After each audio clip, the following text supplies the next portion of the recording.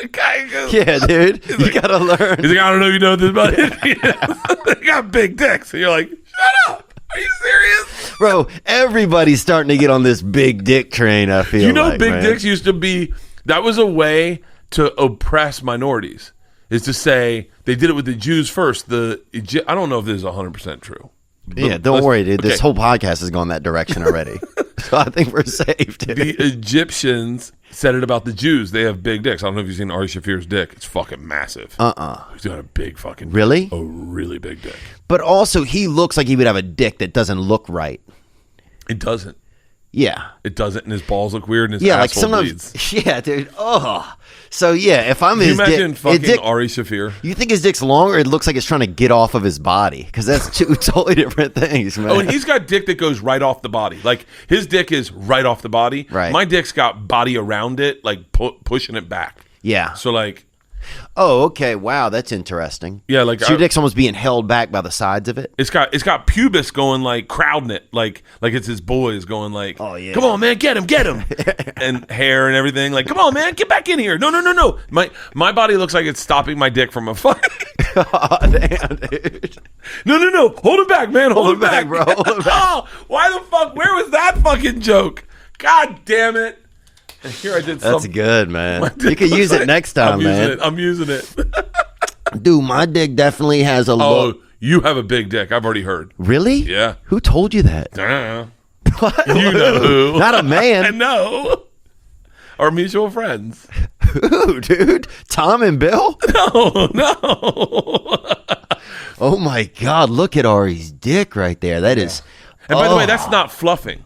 Like, that's unprepared. That's just straight street dick. He has such a Holocaust body, doesn't he? Oh. Kind of like... His dad was in but the jacked Holocaust. His dad was in the Holocaust. Was he really? Oh, Yeah, man, yeah. I'm sorry then. Just for vacation, though. Oh, I can see that, dude.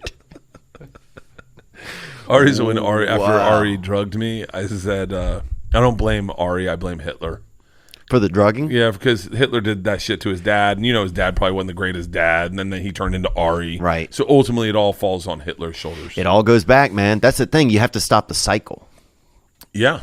You got to stop the cycle of hate. You got to stop the cycle of trouble. It's always a cycle, Someone always learned it from somebody else. Oh, Learn the dirty 100%. behaviors, The N word. First time I ever heard the N word, I was in first grade, and these black kids came into our neighborhood. We lived in like a poor white neighborhood, and there was a poor black neighborhood, and like across Nebraska, or not Nebraska, I forget. Well, dude, that's pretty far then. If you're thinking, No, that was the street name, not the. Oh, right on, bro. Yeah, and I'm so like, damn, this dude did not live by black people. He said they fucking lived a state away. So I'm like, wow. They were in bro. Nebraska and we were in Florida, and it was scary, man. I gotta be honest with you, it was touch and go at times. Yeah, dude, definitely. I mean, we heard stories. Oh yeah, the rumor mill. I saw a note in a bottle one time in the river. Yeah, it was crazy. Watch out for the blacks. Yeah. They're coming, and then you look over your shoulder real quick. Yeah. That's crazy, man. Oh, the N word. Somebody said it. So these black kids lived across this main street from us, and then they came into our neighborhood, I guess, and stole my football. My football had a Duke Jr. with a shoelace, a tan shoelace, as the strings we used to play in the street, and so the string for the shoelace ripped. My dad replaced it with a tan shoelace. It was very distinguishable, and a little part we couldn't tie it, so there was a little like part of the shoelace sticking out. Yeah. So they came into our neighborhood and they asked if they wanted to play us some football, and they had my football. And these two brothers, Daryl and Darren, were like, yo, they must. I mean, when I remember this story, I feel like they were 18, 17. They're probably just like 10 and 11. Yeah. And I was 6. Yeah. And they were like, yo, that's his football. And they were like, no, this is his football. This other little black kid. And they're like, fight him for it. And I was like, I'm first grade. I was not fighting anyone. I was wearing a loincloth and knee-high moccasins. Oh, yeah. And so... Damn, he's fighting your sexuality, bro, at that time. My dad's like, get him some knee pads. He's going to be sucking dick. Yeah. So... And he's going to need knee pads to do it with a pussy. That's the crazy part, man. What about the good old days, man? When you would suck dick with no your knees and you pads. suck a dick. Be a man about it. Yeah, bro. Support the union. You freak. What kind of gay guy puts on knee pads? Yeah, dude. Suck it dick like a man, man. A backup gay dude. That's Do you mind if I pull my socks up?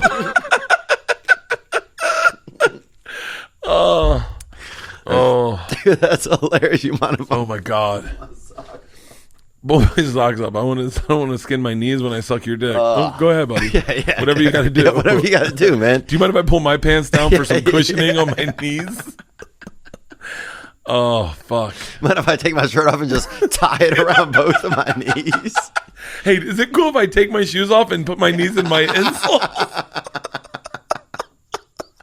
Like, damn, dude. I don't even think you shouldn't even be gay, little guy. By the way, anyone who does that, you're like, this isn't your first time sucking dick. You do this a lot. Just sitting on your feet, kneeling on your fingers.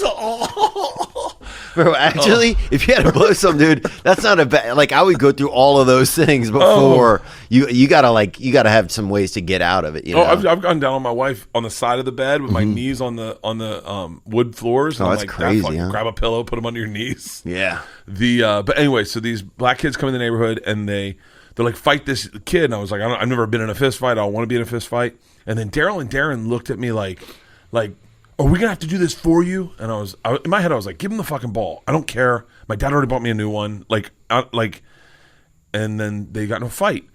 They get into a fight. Daryl fights one of the dudes, or Darren, one of the younger one fights a black dude, and they're all. It's like 5 black kids and then 7 white kids, or 8 white kids, more white kids because our neighborhood. And the dad comes out, and the dad starts chanting, "Fight, fight." And we're in a white. White don't win. We all jump in. And then he's hitting me. It's your ball, motherfucker. Chant it. Chant it. And here I am, just some first grader in a loincloth and knee-high moccasins, just fight, fight. And then I said the word in front of my dad, and it was fucking over. Really? Oh, your dad fought him? No. My dad took me down to their fucking house. Walked me down, stood in the fucking thing, and said, don't ever talk to my son. Don't ever. I told my dad everything that happened. They stole my ball. This is what he asked me to say. Don't ever talk to my son. And we moved out of that neighborhood a month later. A month later, we were out of that fucking neighborhood. Because people were using the N-word? Oh, that was the least of it. We lit a kid on fire. I mean, it was... Yeah. We lit this kid on fire, John, and he had a thing, a tub of, like a margarine bowl of gasoline. Mm-hmm. And there was this abandoned house that these people left. And there always is. Why do people leave in an abandoned house by children? Dude, they were the funnest. Especially, did you ever break into an abandoned house when you were a kid? Yeah. Dude, there was an Asian couple that my friend's parents were watching their house. They had like a dog or a cat or whatever. Yeah. He was like, you want to go in and see their house? And man, this has got to be 1970, 79, 78. Praise God, like I mean, not no one, but I'm saying like no one in Florida knew Asians then. Yeah. And we went in. I remember things were like turquoise, walls were like turquoise blue with big Buddha statues, and like everything was just different. It smelled different. Swords. I remember like a samurai in the corner, and he was like, big feathers coming out of vases. Yeah. And you were like, whoa. People were talking to you from behind fans. Yeah. They had a dog. They had a dog, right? So then this kid one day goes, same house. He goes, yo, hey, want to go swim at their house? They had a pool. And I was like, yeah. We're in first grade. My mom had a station wagon. She drops him off first, comes out, drops me off, and he goes, meet me back at my house with your swimsuit. I'll go back. I'll get us in our backyard. They had a Doberman Pinscher. Oh, yeah. They don't have that many of those anymore. No one's got a Doberman Pinscher. You know what it is? I talked about my special, but it's purebreds. Purebreds they're all fucking dying out. Oh yeah, they got like a Dober Doodle or something like that. They had to mix them because the purebreds were getting all these fucking problems in their body because they were breeding, like overbreeding. It's same thing as Hitler. If Hitler won the war, blonde chicks would be walking around with hip dysplasia. Damn, anyway, really? Yeah. I have dysplasia. It's in a special. You like that joke? Nice. I have dysplasia.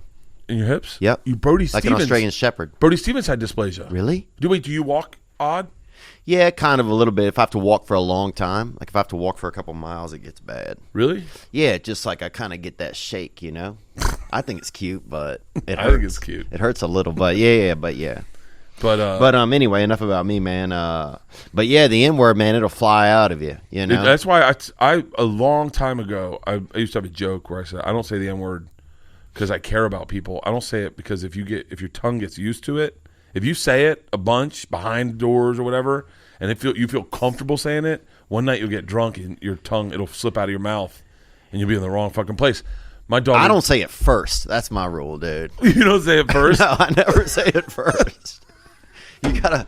Somebody else has to say it, bro. If someone says it, you go. If someone says it, you go. All right, we're good. We're good. No, I'm just saying. You can't ever be the person to say it first, bro. That's crazy. That's crazy, man. But I think like a lot of stuff where you can't use yeah, you can't use the word, right? Like I get it. Yeah. But I think also like I think oh fuck, I can't remember what I was gonna say, man. Yeah, you just don't use the word anymore. I think the only place that still really uses it is mostly music these days. I don't hear people say it anymore. I don't hear anyone say it. I heard white people say it growing up in the South. I mean, all of us that grew up in the South heard it. Yeah. And heard white people use it at a McDonald's or some shit, and there was no cameras around, so no one got outraged. But yeah, the only place you really hear it's music. I mean, my bus driver's black, so I hear it all the fucking time. Oh yeah. Yeah, but it's like I told the girls one time. The girls were in the car and they go, "Dad, you want to hear a joke?" And I was like, "Yeah." So they tell me the joke and they're like, "Dot dot dot dot," and then the punchline, they're like, "He's a midget," and I was like, "Hey guys, you can't say that word." And they're like, "Why?" I go, "Because it's like a bad word." And they're like, "No, it's not." And I go, "No, it is." And they're like, "No, we're just describing a person." I go, "I understand that, but you can't say it because if you say that word and someone's, a little person, they hear it, it might hurt their feelings." And my daughters looked at me and they're like, "They're not in the car, Dad. It's just us." And I was like, "Yeah, you'd think it would work that way. It doesn't." Yeah. And then Brad Williams came to my house, and I was like, go bring the girls in the man cave. I go, "Hey, why don't you tell Brad that joke?" And they lit up like, "What the fuck are you doing?" Wow, calling you, putting him on the spot. Yeah, dude, I remember I remember fishing with a black buddy of mine named Devin, and he went to jail actually for murder or alleged murder. Really? But we were fishing, and some kids were up on this railroad track, like up this embankment from this river, and they started throwing rocks and calling us the N-word, right? And I'm like, not me. You know what I'm saying? You're kind of back to the back of the boat. I think they're talking to you, Desmond. Yeah, dude. Yeah, like, bro. You're aiming horrible. You're hitting both of us. Yeah. But I remember that was scary, man. I mean, yeah, you definitely had some people that I think racism is just kind of like, it's just definitely like... how crazy would it be if black people couldn't get coronavirus? Someone said that they can't, but then Idris Elba got it. I know. Somebody said gay men can't get it. There's a lot of information going around. Gay men can't get it? That's what I heard. But then I think Siegfried Roy got it. Can you see that? Magician gets corona? Or alleged magician? Why wouldn't they just go, ta-da, I don't have it anymore. Siegfried Roy got corona? They're dead, man. If they get corona, they're dead. Yeah. Magician gets corona. Sandy Garber's aging magician. Is that his thing? He's the aging magician. He's like, "Oh, my leg hurts so bad. Oh, shit, a dove came out of it." He just stands there on stage and he's like, "I'm aging." Yeah. We can all do that. Yeah. Look at this. I just got older. Ta-da. When I was growing up, you knew not to say the N-word. If somebody beat your ass, that's how you knew. You know what I'm saying? Like, that was the litmus. It was like, that's how you learned about it. Yeah. It was like, oh, somebody said it, somebody got their ass beat, and then that was it. It's so funny, man. I never heard it. Like, I heard it when we lived in that neighborhood, and then I never heard it in our new neighborhood. Never heard it. And then I never heard it. I heard it a little bit in high school, but we had a black friend, Corey Brown, and all the kids that grew up with him would drop the word, but as a not derogatory, just as like a joke. If it was like in a Louis C.K. way, if it was the punchline of a joke, meaning towards Corey but very lighthearted. And they were like guys that he grew up with his whole life.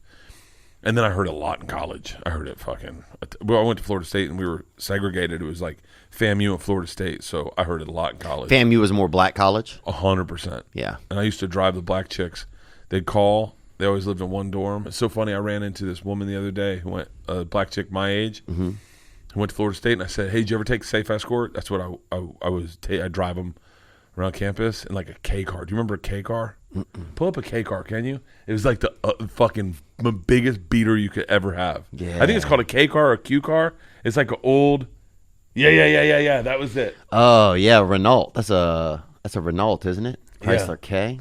That was what but it was white, and man, what would happen is you knew if the black chicks called on a Saturday night, because it was just taking people to the libraries where you're supposed to go. Okay. But if the black chicks called on a Saturday night, you knew they wanted to go to FAMU from Florida State. Okay. And we weren't allowed to drive to FAMU. But once they got in the car, you had to take them wherever they went. So what would happen was loophole. they go, we have a pickup at Debony Hall.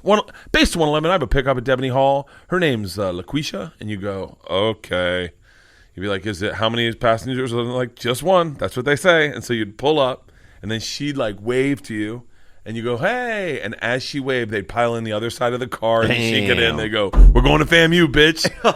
I loved it, though, because I love hip-hop. So I would just talk hip-hop with them the entire time. I learned about Wu-Tang Clan that way. I bought the Method Man album through them. I learned about Suave House, MJG and 8 Ball. It was like, damn. It was like the funnest for me because I loved hip-hop. Oh, yeah. And so I'd be like, what are you guys listening to? And I was driving them for like fucking 20 minutes, so... And y'all were listening to what? Hip hop? There was no player in there. Sometimes they'd have. And we all wearing seatbelts and everything? No, there'd be so many people in no seatbelt. I was back when seatbelts were like. People didn't even die back then, dude. Who wore seatbelts? Yeah, dude. I see my kids putting on seatbelts. I'm like, what are you guys? What do you need knee pads for blowjobs? What do you got to put your shoes in your knees and your Asics before you blow a guy, huh, kids? Take out your inserts. Yeah. That's crazy, man. Yeah, time were just. I don't know if.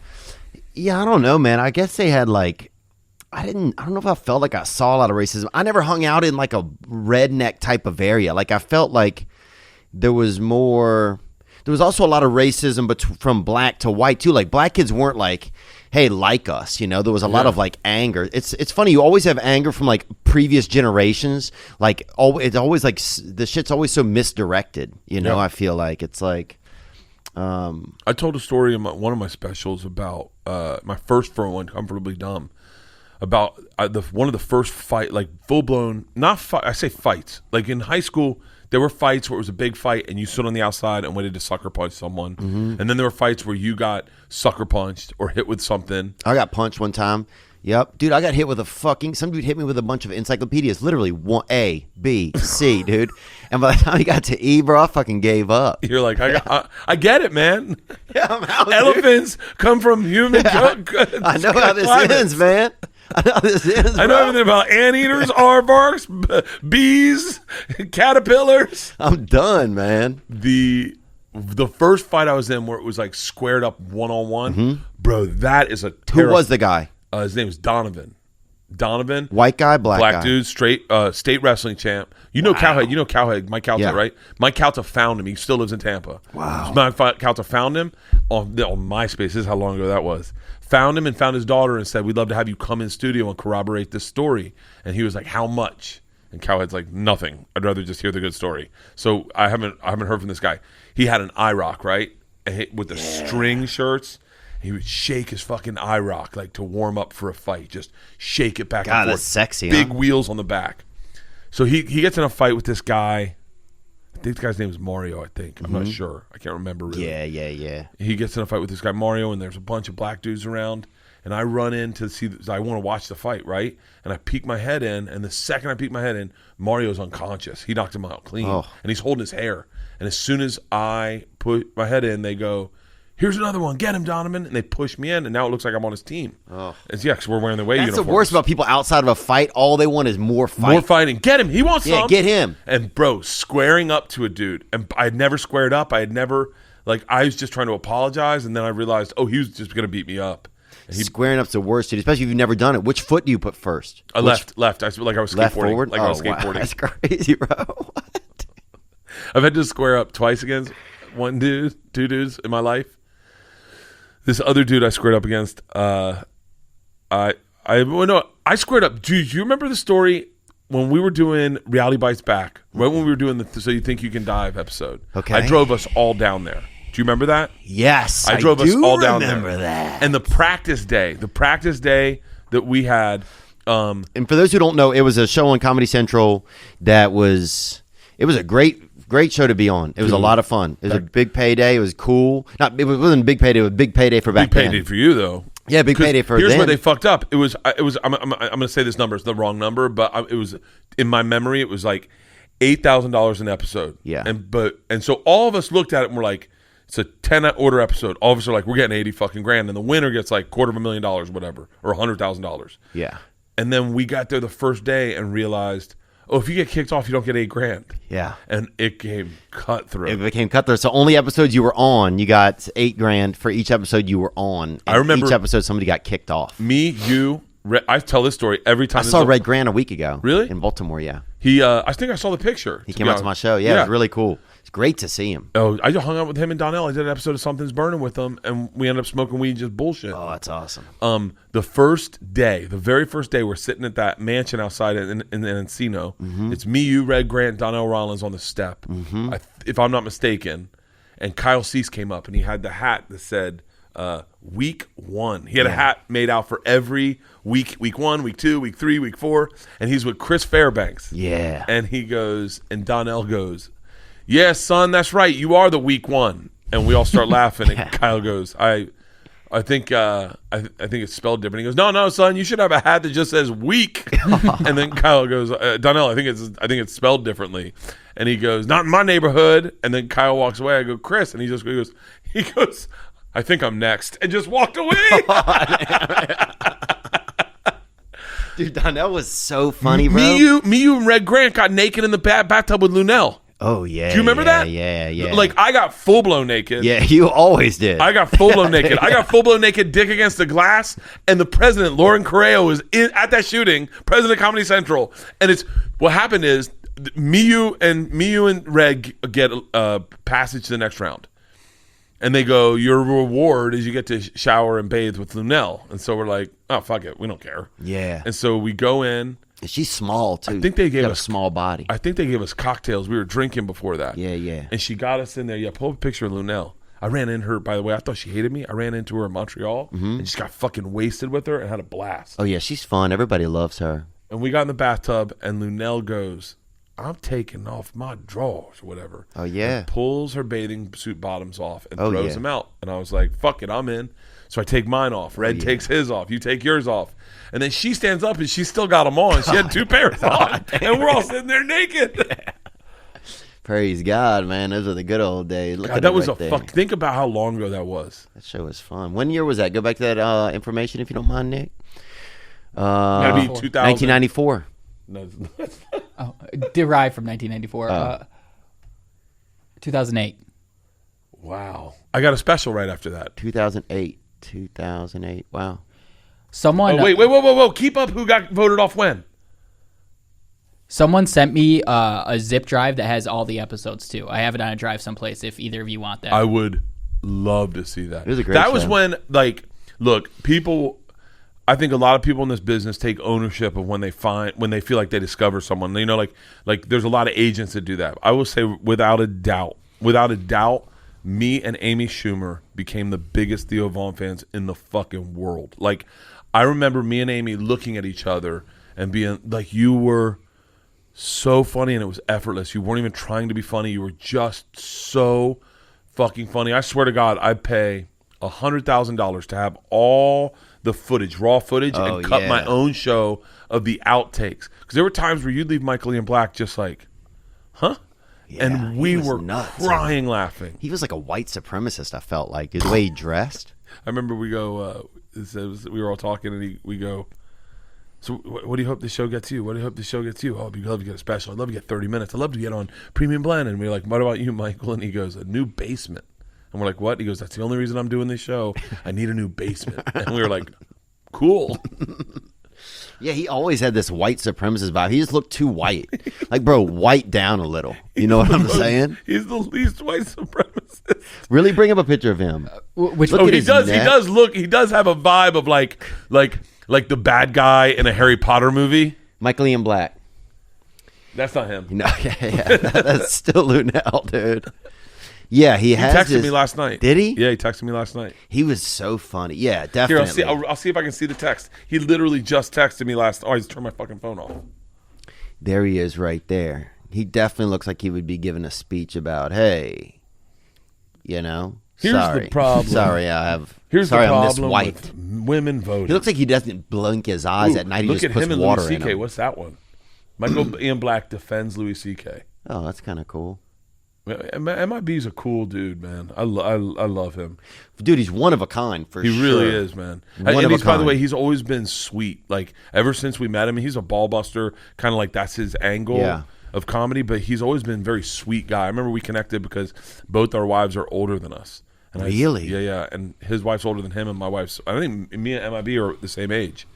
And did you ever see his TV show, The State? Yeah. Oh, bro. I want to dip my balls in it. That was the best, dude. How great was that? It was the greatest fucking show. I feel like what I'm hearing is you don't like the tacos. No, I love the tacos. In fact, they're the best tacos I've ever had. Dude, that show was so fucking great. Did you ever see 1,000 Pounds of Pudding? Oh, yeah. Oh, dude, I could watch that show. That was one of my favorite shows. That was the first time I really got comedy. Wow.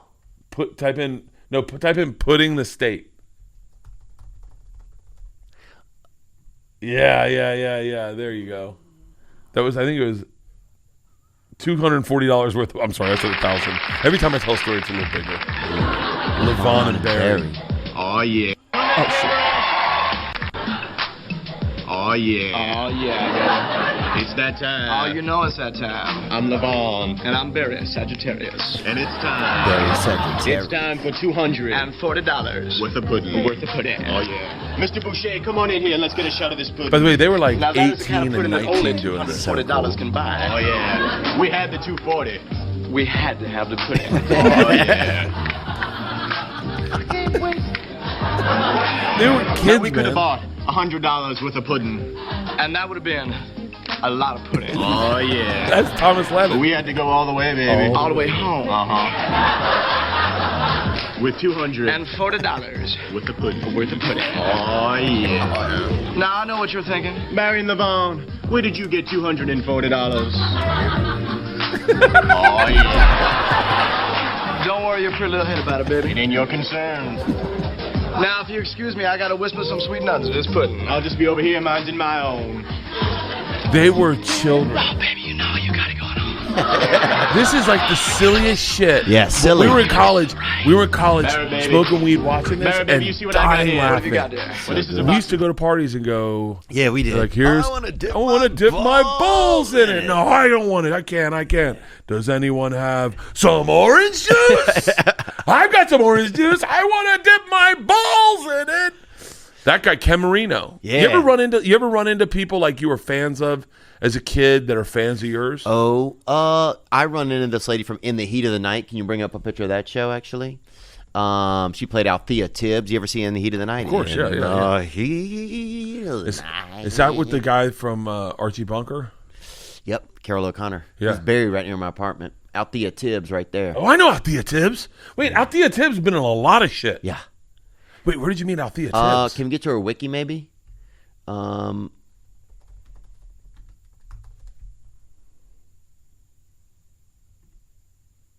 Yeah, that's her, Anne Marie Johnson.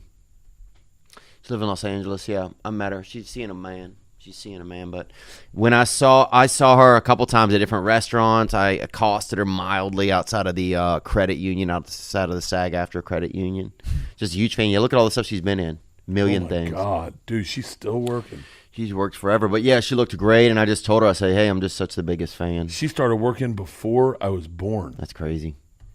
Wow. Matlock. Matlock was so good. Man, you talk about like the Me Too and all the fucking racism and fucking sexism in Hollywood. Imagine the shit she had to deal with. And I bet she'd appreciate the fact that we at least acknowledge it. She started in 1971, 1972 to 76. She was on Matlock Police. Mm-hmm. That was when I was born, and then She was on Different Strokes. She was on different. I guarantee you, she dated Willis. Oh yeah, I guarantee it. I met Arnold one time. you did from Hey Arnold. No, Arnold. No, from Arnold who? Not Arnold. Arnold Palmer. no Arnold from Different Strokes. Arnold, wasn't that his name? Willis. No, the little one. Oh, Gary Goldman. no, Not Gary Coleman. Coleman. Gary Coleman. Gary Coleman. Yeah, Fuck. he died. Gary Goldman died. Gary Coleman. Oh, Yeah.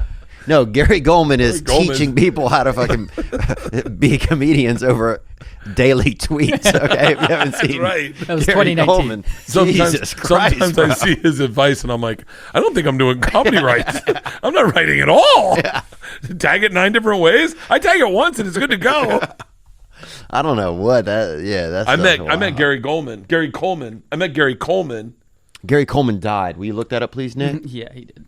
It was a kidney failure. Oh, he really did. Yeah, because he had the little guys get kidney problems. So I think that's how Mini-Me died. I think that's how Tattoo died. Oh, he's a beautiful young man too. He died in Utah at 42. Oh my God.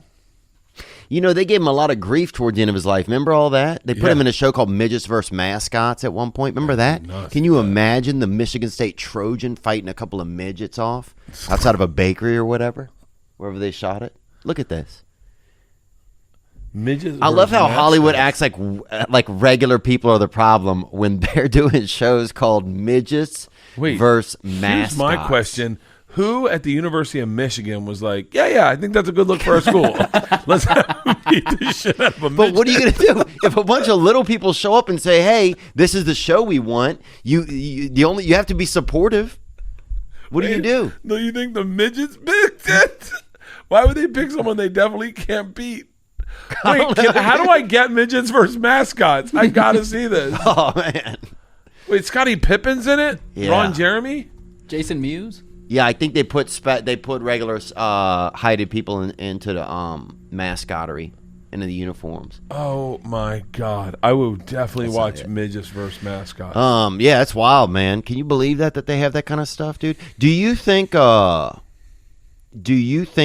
there's gonna be that we'll be able to get back to regular humor after this coronavirus thing? I think it's going harder. I think we're going to go harder in the paint. Yeah. Because right, like I'll tell you right now, when we were editing this special, I have who is she? She got a question for us actually. We'll get right into that about your statement. Let's get this question real quick right here from Allie. Semi-related to what you guys are talking about. Okay. Hey Theo, hey Bert, this is Allie from Niagara Falls, Canada calling. Turn it up, man. Question for Bert. Wondering if there's any topic that is off limits or off the table regarding your daughters or your wife in your comedy. Keep doing what you're doing, guys. Thank you for everything. Gang, gang. Game, huh? She's beautiful. Beautiful lady right there. Damn. Nice hand too. Look at I'm her always hand. shocked when you see a pretty person that has seen your stand up and you're like, you saw me? Yeah. Like I get it if you're like 280 pounds, you got a beard. You're and troubled. Like, yeah, and you're like, dude, You have been going through some hard gastrointestinal times. issues. I go, I got you, man. We all go through those hard times. Yeah. But man, when you see her, you're like, huh. What happened? There's nothing off limit. There's only been one subject that Isla asked me not to talk about. But like I talk about her period, Isla getting her period in the special.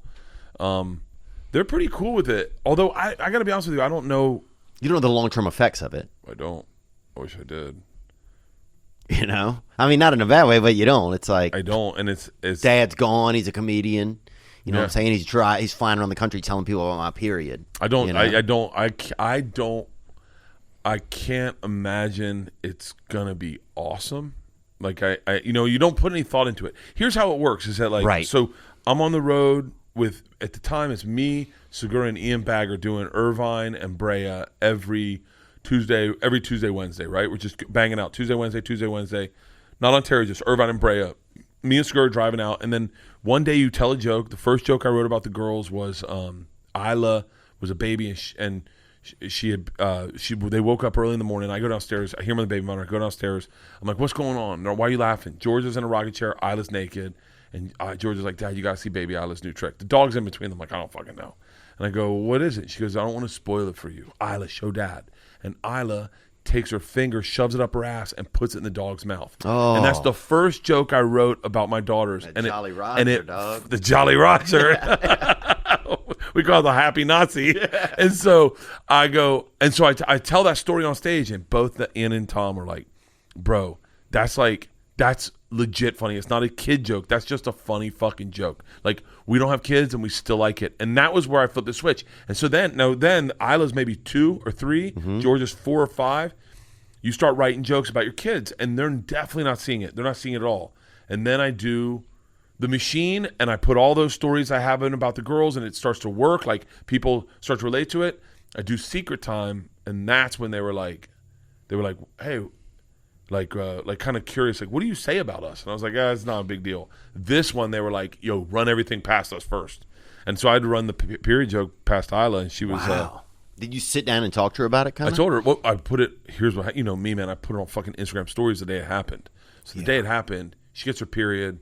She wants to throw a period party. Do they do that now? Oh yeah, it's big time. What? Oh yeah, a period party. Dude, I told part of the story on Conan. Oh my God, and bro. it went what viral. Is going on, I told just a part of the story on Conan, and it got 20 million views immediately. So like she's like, I mean, I don't want to ruin it. Watch this special, but I get all the stuff for the period party. I dress in red. Like what? Like fucking red velvet cake. Fucking yeah, dude. That's what I said. That's what I said, dude. You're gonna love, dude. You'll love this bit. You'll love this bit. But my point is, I put it all on Instagram stories that night because I'm laughing. I'm dying laughing.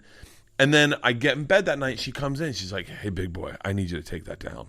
And I go, "What?" I go, "Baby, it's fine. I think it's cool." She goes, "Yeah, I know. I don't mind people knowing I threw a period party, but I don't want kids in my school knowing I had my period." Yeah. And I went, "Oh, okay, that makes sense." So I pull it all down, and then I go to Louisville that next weekend and I talk about it. I try it on stage, and just that reaction you just had is the whole room's having it. But the weird part, you know me, I'm a meathead. I'm like a fucking mouth breather. Is women are connecting with it, going like cheering for Isla, which I think is cool. So then I work it out a little bit. I talked to Isla about it, and I was like, "Hey, I want to do a part of that story on Conan." And she's like, she goes, "Why?" I go, "I think it's good. I think it's a good thing. I think that the thing that you're doing is going to be good for little girls, and other little girls will see it. And if the trauma that when Georgia had her period, she was a fucking nightmare." And I said, the trauma Georgia went through, you can help them avoid that. Because Isla didn't want to go through what Georgia went through, so she just circumnavigated and went, "I'm going to celebrate this moment." Right. And so I told her on Conan. She watched it. She was cool with it. But then the next day, my email gets flooded with little girls emailing me. Like their parents, Children? their parents are emailing me from their daughters. Like, this, my daughter wants you to read this, and letters coming into my manager. Really? Like, "Hey, I was really scared about getting my period. I've been really nervous about it, but I saw your dad's story. Thank you for letting him tell it." And Isla named her period, and they go, "And by the way, we just welcomed Daryl to our family." Wow. And so it was like I don't have any limits. Like, I'll talk about fucking anything. Yeah. Whether or not it goes into a special is like another thing. Because I gotta run it by them. Damn. Like, and I know it's getting touchy for Georgia. Yeah, because they're I could imagine, but I could imagine that that's a lot going on. She's 15, and when she starts fucking up, and you want to talk about it, you know she's gonna be like. Can you imagine if all your fuck ups? I couldn't. Yeah, and so it's, I don't know, man. I we'll see. Who knows? Maybe I won't make it out of this coronavirus, and that's the end of my stand up. Yeah, it'd be interesting. Here's a white guy right here with something to say. Yep.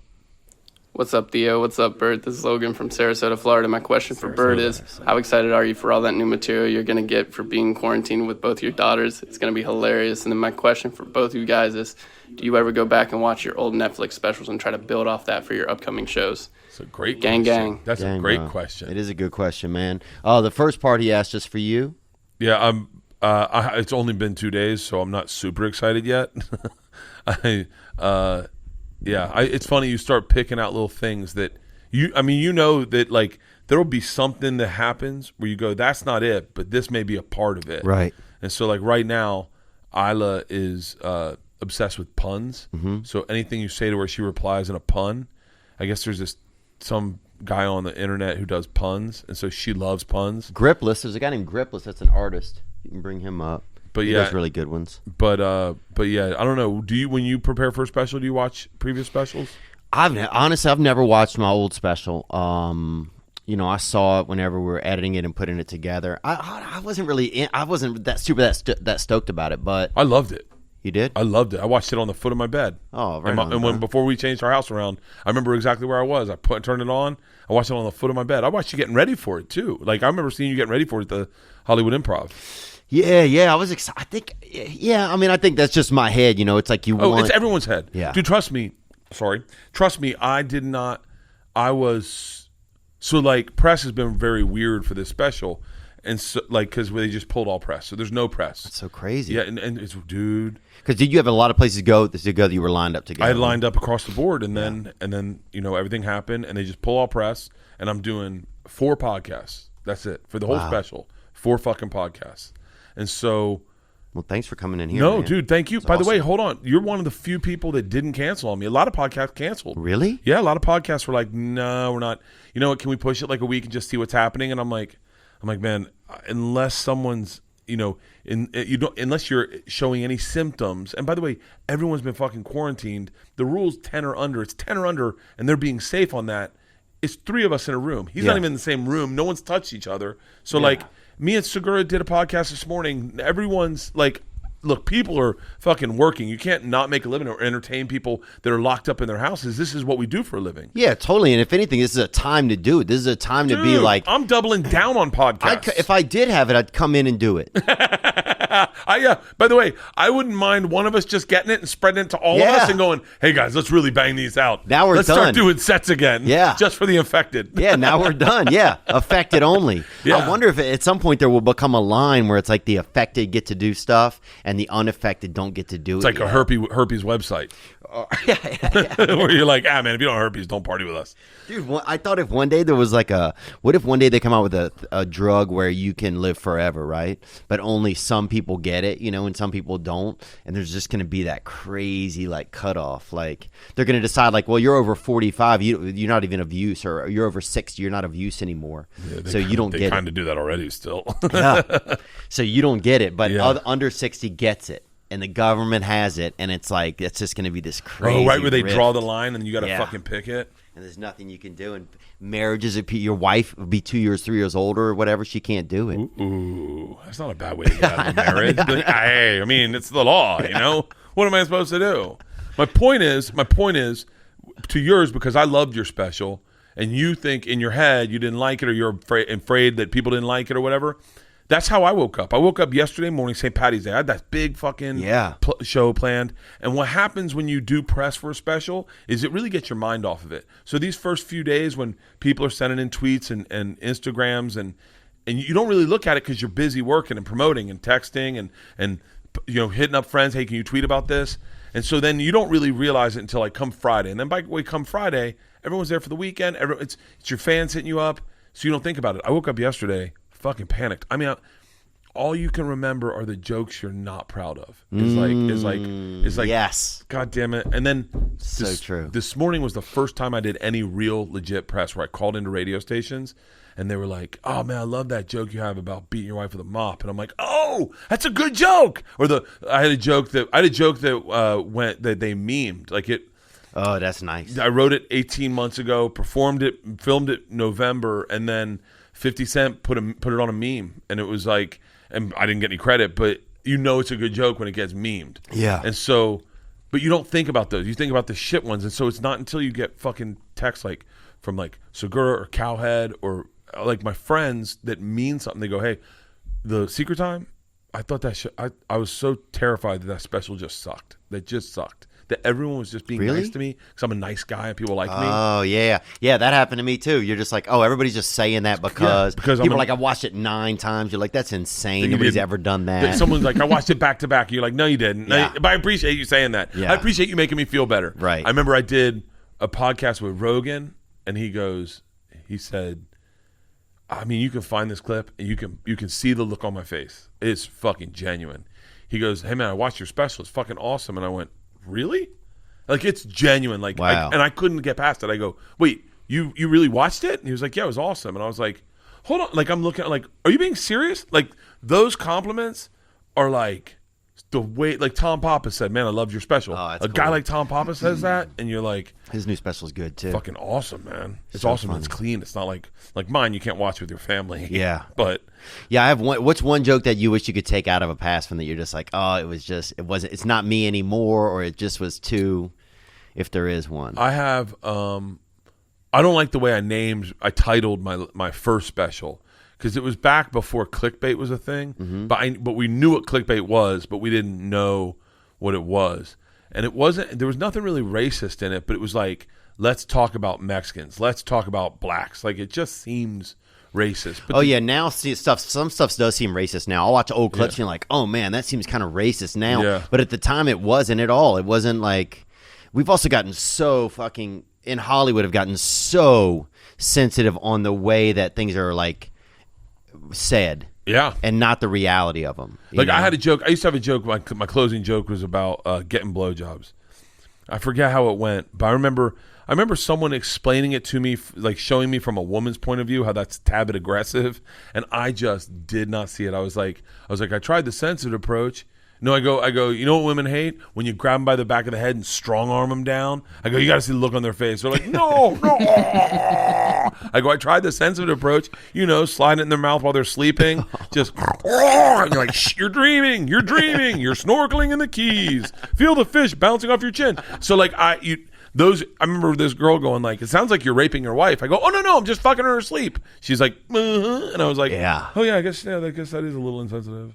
But what are you gonna fucking do? Yeah, but that was a different time. You could fuck in the sleep back then. Yeah. It's called the old moccasin. It was actually, a lot of women were like, thank you for not waking me up to fuck me. Because I didn't even care. I guarantee you, if my wife could find a way that I could fuck her while she slept, she would take it. That's what I'm saying. That's what I'm saying. Yeah, a lot of wives would consent in advance to saying, yes, please. I had a joke in one of my specials about, I took it out because it just didn't sound right. Maybe I didn't take it out. It might be a secret time. I go, you ever had sex with someone who didn't want to have sex with you? Not rape, but like ever fuck your wife when she doesn't want to fuck you and she's just like, and you're like, you're not really into this. She's like, no, I don't want to be doing this at all. And you're like, that sounds like rape. And you're like, no, I just want to go to Target and I don't want to deal with an asshole. Yeah. I'm probably miswording that joke, but I think I told that secret time. I don't know. Yeah, I never had a wife, but I could imagine. Do you think you'll get married?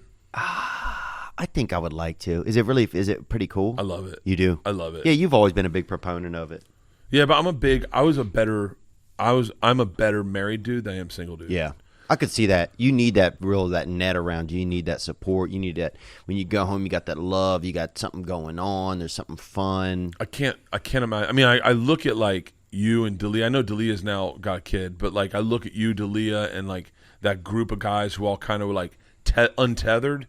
And I go, that must be nice to like go like, I'm going on the road. I'm going to stay on the road and then just go snow skiing and then go into another city. Or I'm going to do a movie and disappear for a month. Or like in times like this where you go, I don't have to worry about like financially, I'm good for a couple years, But now as a parent and these happen, you start worrying about your kids. You start worrying about finances and you're like, I know I'm good, but like for how long like, and by the way, if shit goes sideways, I still got to take care of it. Like, say the economy never recovers, never for like 5 years, and no one goes see stand up. I don't really have any more fucking skill sets, right? But you could disappear and go bartend, be the fucking funny bartender, and make $100,000 a year. Yeah, man, you'd be way funnier bartender. Bartender. I think you'd do you'd be great. I'd be a really anything. good bartender. Yeah, but no, I think there's definitely like, it's definitely, you start to see guys like Sebastian got married and started a family. You Brett start Ernst, to see, married. Brett Ernst. You see guys start to have kids and stuff. And you're like, oh man, I guess this is something that I have to do if I want to do it. I just have to. At some point, I got to start to go down that road. You still have time. Yeah. Yeah. You got to find the right chick. You got to find the right chick, and that's another thing. You don't want to find some Muppet. You don't want to find some fucking dust Muppet out there who's, copping grams when you're not around or doing shit like that, stealing shit from you. Selling your shit. Have you had chicks like that in your life? I've had some chicks sell some of my shit. When you were partying, did you date like sketchy chicks? I've always kind of dated a couple of real sketch balls. My last girlfriend wasn't sketchy though. I don't know. I've made good girlfriend choices. It's just like the messing around choices where you're like, oh. Wait, what's the worst? I got to get out of this apartment. Don't tell me your name, but just tell me like the worst. Let me think.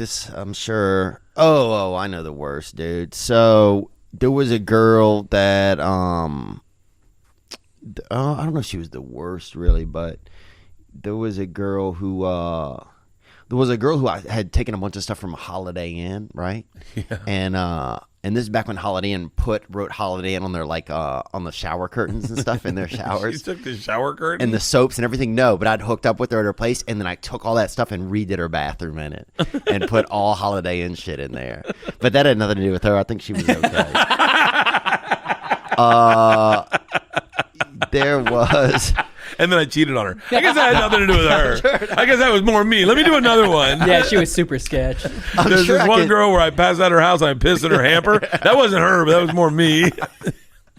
Yeah, I'm trying to think. I mean, I'm sure I remember one time hooking up with this young lady, and she's like, "Oh, you can bust right inside of me," and immediately that made me not want to even be around her, because that just revolted me to my core that she would just, just even like, I'm not gonna ejaculate at all. That's my new thing, is I don't bust, man. If I'm having sex, we have sex for a little while, we go our separate ways. Wait, know what I'm do saying? you do? Huh? What do you just? I'll just ejaculate later by myself, or I'll ejaculate, at a future time. You weren't jerking off for a while, right? Yeah, I've been through some good phases, man. I've struggled recently, but I'm doing my best, Why? How come? I just don't like it, man. And the girl goes, "Yeah, you can bust inside of me." She goes, I was like, I don't want to do all of that, And she's like, "Oh, don't worry. I can't get pregnant. I don't even have any ovaries." That's what she yelled out of a fucking Jesus. car window behind a fucking, what's the place where you buy printer ink and everything? Kinko's? No. A little bit bigger than that. Oh, Office Depot. Yeah. And I'm like, yeah. Out the window of an Office here. Depot. Yeah. I don't even got any ovaries. Yeah, dude. I was like, I lost them in a billiards match. Yeah, I lost him in a skins game. I'm out of here. Long story, I'll just say me and an octopus didn't get along. So that still ruminates inside of me sometimes. Like, it makes me sad, man. It makes me sad that I ever hooked up with that girl. I dated sketchy chicks, but I never fucked them. I was always weird about fucking chicks. Oh yeah, dude. Same, man. For a while I wasn't even good at sex at all, man, and I've never been good at it. I'm not good at it. Oh, I'm not good at it. That's why I'm terrifying married. a lot of times. Oh, I bust so fucking quick. Oh wow. I'm like, I don't think I can get AIDS. It's like the 5-second rule. When you drop something on the ground, you pick it up. You're like, that doesn't count. Yeah, I'm not. Like, I couldn't even last, see you with AIDS, bro. I couldn't imagine you with AIDS. because I'm so fat. Yeah, I mean, You should see pictures of when I was skinnier. Yeah. Dude, I'd be an ugly AIDS patient. Oh, dude, I I couldn't had a imagine fucking you. ugly head. Really? I had an ugly head. I've always had an ugly head. And when I gained weight, my head looked normal on my body. Oh, I could see that. Like I have a big head, like a size. Like put this on your head and feel how big my head is. My head's pretty big. Oh, wow. Yeah. That's your head? That's my head. Am I crazy? Oh, my God, bro. I feel like I'm in a little apartment. I know. I feel like, no joke, I'm in a studio apartment. Like, hold on, I'll go over here to the kitchen. It's not bad. Yeah, I look. Wow. Sorry, I didn't do my hair. It normally looks a lot better, but I'm starting to get gray streaks in my hair. Oh, yeah. I'm getting Gray that, streaks in my man. beard. I'm getting that. We got a question right here from a Oh, guy yeah. named Jean Gu. Looks like an Islamic. Hey Slams, Theo, they what's call up? him. It's your bud John. What's up, Johnny? And Johnny, Johnny. totally gay best friend. Praise So, God. question for Bert. Given that Theo is in a 12-step program, and a big part of that program is acceptance and forgiveness, do you think that you would ever forgive Ari Shafir for unintentionally drugging you and giving you Molly? So, hope to hear back. Gang, gang. It's a good question. Now he said unintentional. Yeah, that's. I think that's where we differ. I think he was pretty direct in his intent. Do you think he wanted to do it like do you think there's something in him that's like, I got to get a rise somehow out of things, and it doesn't matter what it is? It doesn't matter if it's like, just his vibe of humor with the Kobe stuff, or not just Kobe, but all of that, going to the edge, I got to douse my friend. I got to do this fire. I think the two are separate. I'll say number one, I think Ari's always succeeded on those outer barriers of comedy, meaning really pushing the edge, really finding the boundary, and then jumping over it. Yeah. Case in point, the Kobe thing, I'm not going to go through Ari's list of the things that. But even the picture of him naked on the stage, like he's always at the, he's always on the, he's on the dark side of the moon a lot of times. Yeah, 100%. I do think there's a part of Ari that thought, if we do a podcast and I slip him a Molly, it's going to be the most epic podcast ever. Yeah. And everyone will talk about it for the rest of their lives. And I think that was a part of his thought process. But I do think that part of his intent was, this is going to be a blast. Bert's one of my best friends. Molly's not going to kill him. I'm going to give him Molly. We're going to get high. We're going to laugh. We're going to hang out all night. He didn't really calculate it. Like, he was like, I should have checked to see if his kids were in the other room. I should have checked to see if he had to make dinner or something. My wife was making dinner for both of us to have dinner with the girls, because my girls loved Ari. And he's like, and he didn't check that I was flying that night. I was starting my tour that night. So there's a lot of things Ari didn't like check the boxes for. He just kind of did it, and it was. I mean, it's super regrettable because I still love Ari, and we're still friends. We text all the time. We talk on the phone. But like, if my daughter sees me texting with Ari, she'll take my phone. She fucking Georgia hates Ari. Leanne hates Ari, and that's what fucking sucks. And that I'll never release the podcast because I just don't. I know for a fact Ari thinks it's epic, but I've talked too much about it. So if you watch it, you'd know too much about my feelings about what happened. As opposed, if I had never spoken about it and I just released it, it would have been. I mean, it would have. I think it would probably gone off without a hitch. But I talked about it so much that I feel like it's not fair to show. It's not fair to show Ari being somewhat insensitive to a friend who believes he was drugged and may die. Right. Because Ari's he's high and he doesn't care. And I'm freaked out and I'm having a panic attack. And you can definitely see all that. And I know Ari feels differently, but will you one day put it behind a paywall, you think? No. I mean, maybe one day, like, release it as a movie? Got to. I mean, he's got to. I don't know. By the way, it's so crazy. Like, if you say you were like, oh, there's outtakes on Reservoir Dogs where they lose. Remember, there's outtakes on Lily Tomlin losing her mind on Dustin Hoffman or someone during a movie.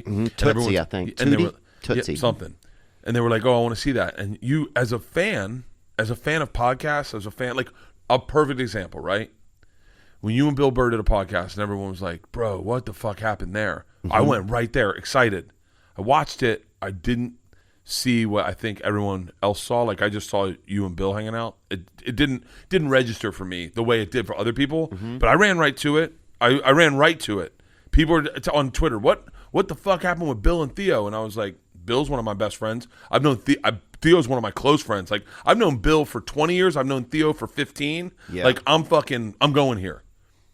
For me, it didn't, like, razzle-dazzle me. I can see what people were talking about. I can pick up on hints of it, but, like, it wasn't what I wanted to see. So I know as a fan, the idea that you'd want to watch me and Ari, me get drugged, I'm just afraid, protective of Ari, that especially with all the Kobe shit that went down, that it wouldn't help anyone. Really wouldn't help anyone. Trust me, man. Had I released it and that Kobe shit gone viral, people would have grabbed that and it would have.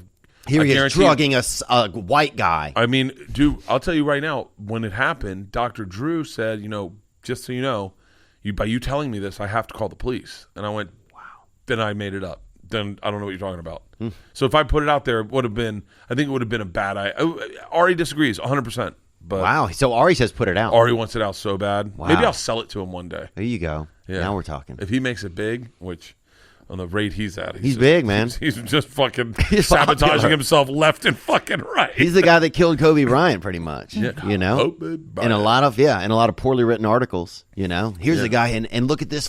The guy who's flying the helicopter is a picture of Ari sometimes. You know what I'm saying, dude? It's bad. Like, bro, things get mixed up out there. It's a mashup. Yeah. It's a dark art. He's so talented, man. And I think that when he does film the special called Jew, I think it's called Jew. Because he's a Jewish supremacist. He's a Jewish supremacist, yeah. 100%. When he films this special, I think it's going to be huge. And I think people will see the artist as opposed to like the comic that we've all known. Right. The sensitive, sweet, fucking hilarious Ari Shaffir as opposed to bloody ass rag. By the way, that's still part of his personality. Doug Stanhope will piss on you, and he's one of the most genius comics in the world. Yeah. It's like you can be both people. Yeah, I get you can naked. be 2 things. You can be 3 things. You can be 4 things. Yeah. Yeah. But yeah, I don't know. We didn't. I remember asking if he wanted to talk about it one day on the podcast, and just through texting, and then I never heard back from him about it. But yeah, it's interesting because if I here's what you should do. If you talk to him, make him talk honestly, right? Because here's what is frustrating to me is that it's not even frustrating. It's not even frustrating at all. But like the part of Ari that apologized and the part that I talked to on the phone at the end of the month when we hadn't spoken for a month, and he had texted me every single day going like, I want to talk to you. I can't have this happen. I can't lose you as a friend. Like that guy, right? That guy talking about it and talking about his experience through that way is so fucking fascinating. The part of him where he shuts off and deflects and goes, "What? It was a joke. Right. Fuck it." You know? That for me, I'm not super fascinated by, but man, I know the man very fucking well. Yeah. And the sensitive side, I would love to hear his perspective of it from more human space and not from human a character. space, because it's funny still. Yeah. Me and him talking. The first time we talked, I was driving to a Planet Fitness in an Uber, and me and him talked. I can see that. And we were just back and forth, kind of having our first conversation in a month, but giggling and kind of like, yeah, that was a fuck. Like I'd say something like, and then instead of going like deflective, he was fucking. But you know what? That's me asking him to do comedy, and that's offensive for me to go, hey, this is how you should talk about it. My point is, I would love that side of Ari. I would love to hear on a podcast. Right. You know? Yeah, man. I mean, yeah, he's definitely a sweet, nice dude. I think he just has this wild character that is, bro. He is God. That is this outlaw. He's like the Jesse James kind of like thing. He's and like, you can't change that in him. No, it's always going to be there. That's his whole thing, and that's a real thing. It's not. Yeah, it's real. He shit on Bobby Lee's car. Yeah. He beat up Bobby Lee 4 times. There's a part of Ari that's a fucking legit wild card. Let me tell you something. How do you beat up Bobby Lee 3 times and then go back and beat him up one more time, though? I don't know.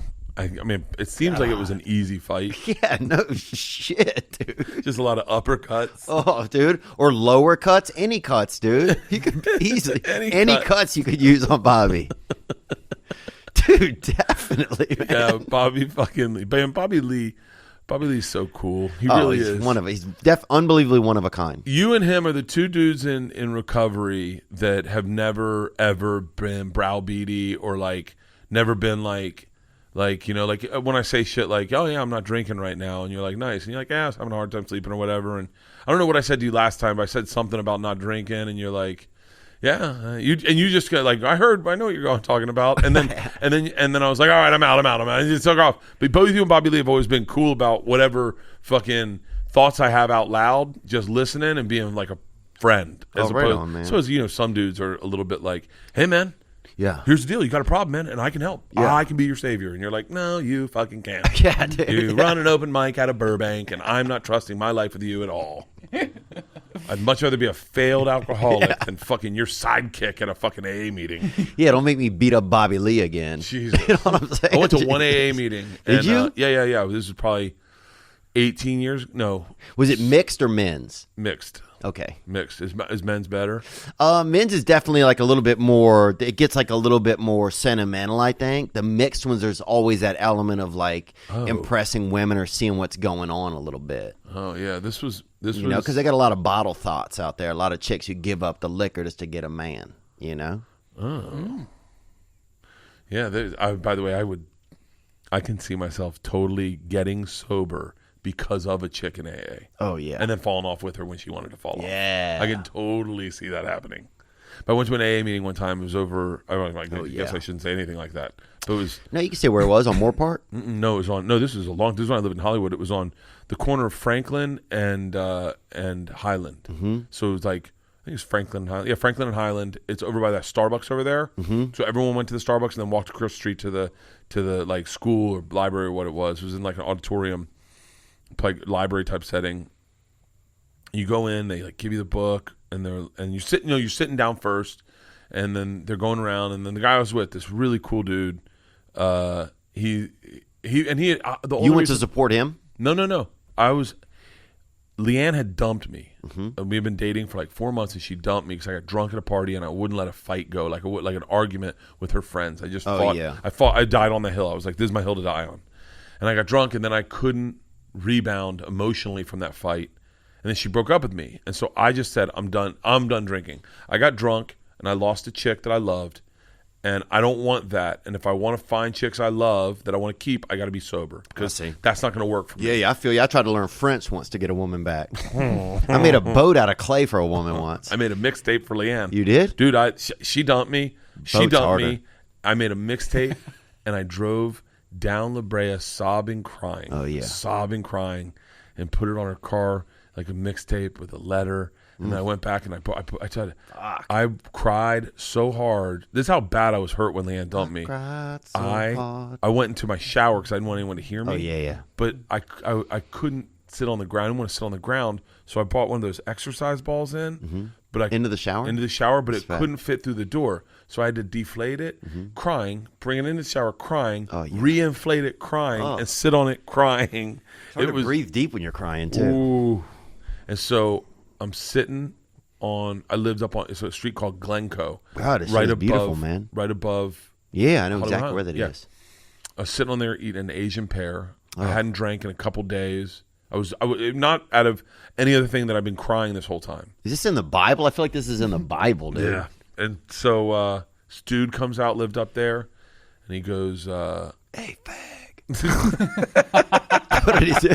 What did he say? He goes, what's going on? And I was like, I'm going through some shit. And I said something about, because he was a. How did he get in the shower? He came in. No. I was on the street. Oh, okay. I was on the street I was on the street in the Asian pear. Okay. Sorry, I merged this up there somewhere.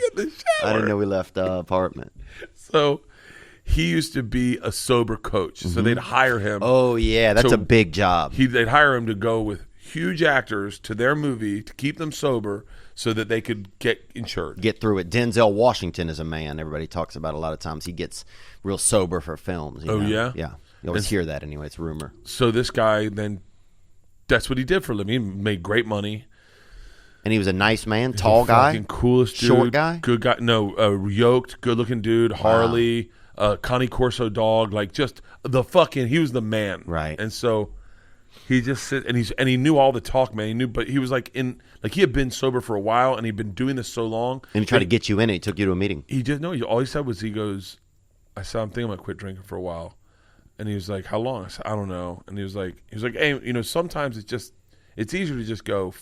Let's just take today. Yeah. Like, don't worry about when you're going to start. Just take today. And I was like, maybe I should. And he goes, and if you need help today, like, why don't you come to a meeting with me? And I was like, man, my fear was I was going to start drinking because I was so depressed about with Leanne dumping me. And so I said, I'll go. I'll try anything. I was like, I'll go to a meeting. I'll go to a meeting, yeah. We went down. We got coffee. I'd never had coffee at night. I'd never done that. We got coffee. We went to the meeting. And he was like, just listen, man. You don't have to do anything. Just listen. So they're going around. Everyone's talking. And like 4 guys from me. And he hits me and he goes, hey, listen, I know you're a comic. If you want to talk about what you're going through, everyone's going to listen. And I was like, really? And he was like, yeah, just spill everything. You don't have to be funny. Just spill everything. I was like, all right, good call. So I'm sitting, and then it gets to me, and I go to stand up, and this guy next to me that he was like kind of was like behind me. He stands up. He goes, actually, I'm having a really rough day. And I was like, okay. And so I sit back down, and he goes, hi, my name's ... I'm an alcoholic. And everyone's like, hi, ... And he goes, oh, it's been a bad day. I woke up this morning, I sucked my landlord's dick, and then I lit his car on fire. And I as a comic, Theo, I went, how do I follow that? Like the old exacta. So I just I'm fucking out. I'm sitting down, and then I was like, never went back to another meeting. I was like, I can't beat that guy. It's hard. And then I stayed sober for 8 months, and Leanne and I one night were in Venice, Italy. Why stayed sober for 8 months, dude? Yeah, that's huge. I stayed over. Well, I don't have a problem staying sober. Right. My problem, if there is a problem, my problem is turning it on and off. Like I don't really do it the way like regular people do it. Where like I don't drink during the days, I only drink at nights. But in a weird way, it's like I get the itch. So like 8 o'clock or 7 o'clock sun starts setting, I go, I wouldn't mind a glass of wine. Yeah. But once I stop drinking, like we do Sober October, I have no problem not drinking. Right.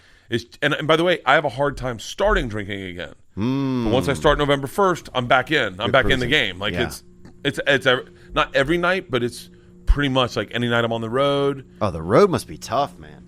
Being sober on the road was really tough because you get done a show and you're just sitting there like, so now what? Yeah. Like, what do we eat? Like, what are we going to do? Do you want to smoke cigars? And so now you're smoking 3 cigars a day. Ugh. And I was working, I was being so healthy, but I don't know, when I can drink on the road, I just do it. So yeah, I would. I feel like if I'm out there, especially like I'm out there on a tour bus and stuff like that, I would probably just be getting hammered out there. I feel like it would be real risky. What was this question we had right here from a young fella or woman? And this is a man. It's kind of what you just talked about. Oh, yeah? Oh, This message is for Bert. Me and Theo come from the same cloth. Looks like I'm coming from God. But how do you drink so much and stop for Sober October? How do you do that? I can't even imagine just stopping drinking like that without any program or anything like that. How do you do it, Bert? Gang, boy. Brother. How do you do that? I don't know. You just make a decision. You just shut it down. Do you now ramping up until October? Are you like, okay, September, I'm gonna drink as much. We're gonna have this last night is gonna be a big party. Do you have a party the night before? No. Yeah. No, actually, usually I'll quit drinking a couple days before. Just kind of prep. No, just because like I don't want to ramp up and be hungover October 1st where I'm like, I'd rather have that shit day here so that if I need a glass of wine to go to bed, like if I'm like, I'm gonna have a glass of wine, so like I'll kind of taper it off and then I just stop. I've done it both ways. I did it this last year. I got fucking wasted September 30th or whatever, and then turned it off. The year before, I kind of tapered off a little bit. The year before that, I think I didn't drink because the rule is you got to stop drinking at midnight. Right. So you can't build up to midnight and then go, I'm done. That's not going to happen. Yeah. So like I always tapered off a tad bit, but I don't know, man. I have a weird thing in my head. It's very punitive. I'm very punitive. And I'm a little obsessive compulsive. So like I'm not drinking right now. I'm not going to drink for the next probably. I mean, I may. I never had anybody drinking here. But Actually, TJ no. I meant. TJ Miller had a drink. I meant this.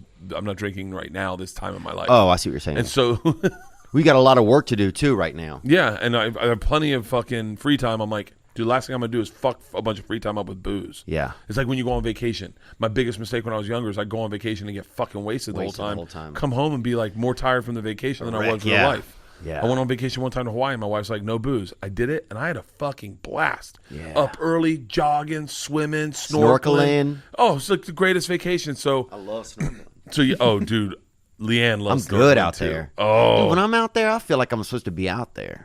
Me too. You know what we did in Fiji? We kind of floated the reef where they drop you off and you just kind of cruise with the reef. Oh. Is Fiji pretty cool? Fiji was fucking awesome. Yeah. It was really great.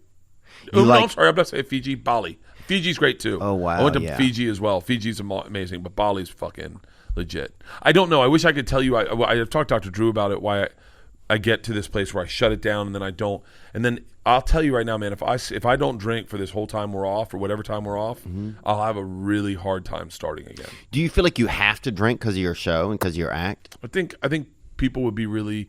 I think people would probably look at me different. I think people look at my show as like a reason to tap out and have a good time. Yeah. And I think let's go celebrate. I'm also the guy that like when I go to a party like with parents, I'm the guy that gives everyone a license to get a little loaded. Yeah. And you can never tell when I'm wasted. I mean, I can, but normally people can't. So I feel like they go on. Your lips get wetter. I noticed that. Yeah. They do. Yeah. It's okay though. But yeah, I don't know. I wish I knew. And I've talked to Dr. Drew about it. I'm like, am I an alcoholic? He goes, I don't think so. He goes, but I think you're going to have health problems if you continue the way you do it. Yeah. So that's why I like turning it off. Yeah, he's so smart too, Dr. Drew, isn't he? He's the best. This whole coronavirus thing, I've been texting him about like mental health shit. Cause, yeah.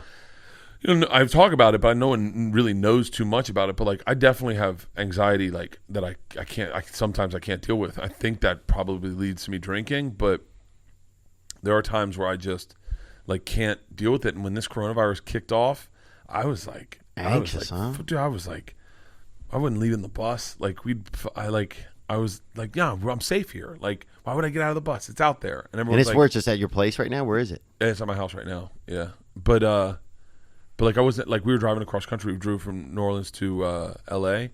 and I just was like, I just wasn't getting out of the bus. Wow. And they were like, what? And it was like they didn't know what was going on because everyone's with me, but my head was just chewing the same thoughts over and over again. So I called Dr. Drew and he's like, all right, let's talk. I go, I'm actually good today, but so. Yeah, he's such a nice outlet. He's such a really Yeah, just his tone and everything is a good way to communicate. We had a question that came up right here from a young woman. This is a man, actually.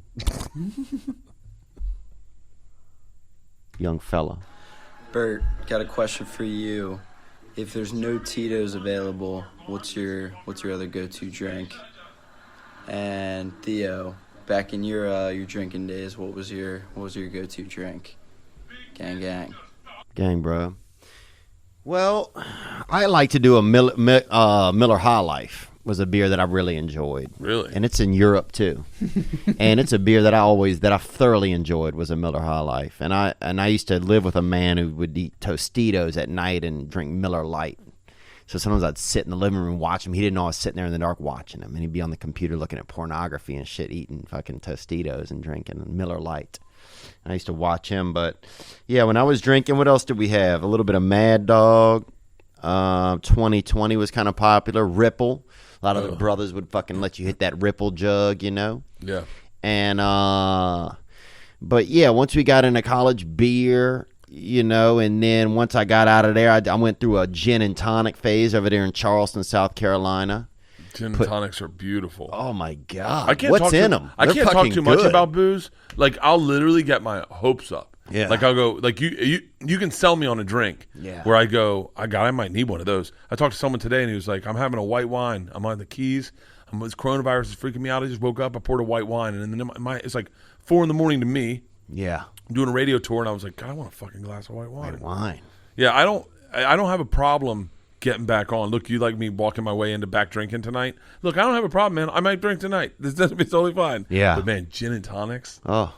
They were gin and tonics on Monday Night Football. Oh, really? My sister got a job at Fox. We just had Georgia, and we used to go over to her house on Pico. Mm-hmm. My two sisters lived together, and my sister and I would make gin and tonics. And we'd make dinner. We'd watch my daughter. My wife would go to tennis practice. My other sister would come home, and we'd all grill out, have gin and tonics. Gin and tonics remind me of Monday Night Football. That's awesome, man. It's such a we drink them out at this place. I don't remember what it was called, and just stand out there and look at the grass and have a couple gin and tonics, bro. They had a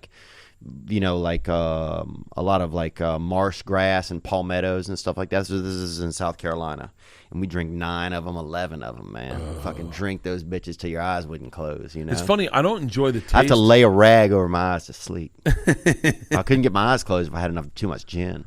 I couldn't. I don't really love the taste of Tito's and sodas. I love the taste of a gin and tonic. Yeah. Like, I love the taste of a Bloody Mary, a strong Bloody Mary, spicy. I love that taste. I love the taste of a White Russian. Oh, yeah. I love the taste. I just got back into IPAs. I wasn't an IPA guy. Dude, I had a period where I couldn't drink IPAs because I was drinking one in the morning. They used to give these gravity jugs. I was taking a shower. I had to jump off the stratosphere that next day. Oh, wow. And I was in the shower in Utah, and they called it a gravity jug, and it was like a really strong IPA, and I was getting ready to go on a plane. I'm drinking in the shower because I don't want to fucking fly. I have so much anxiety.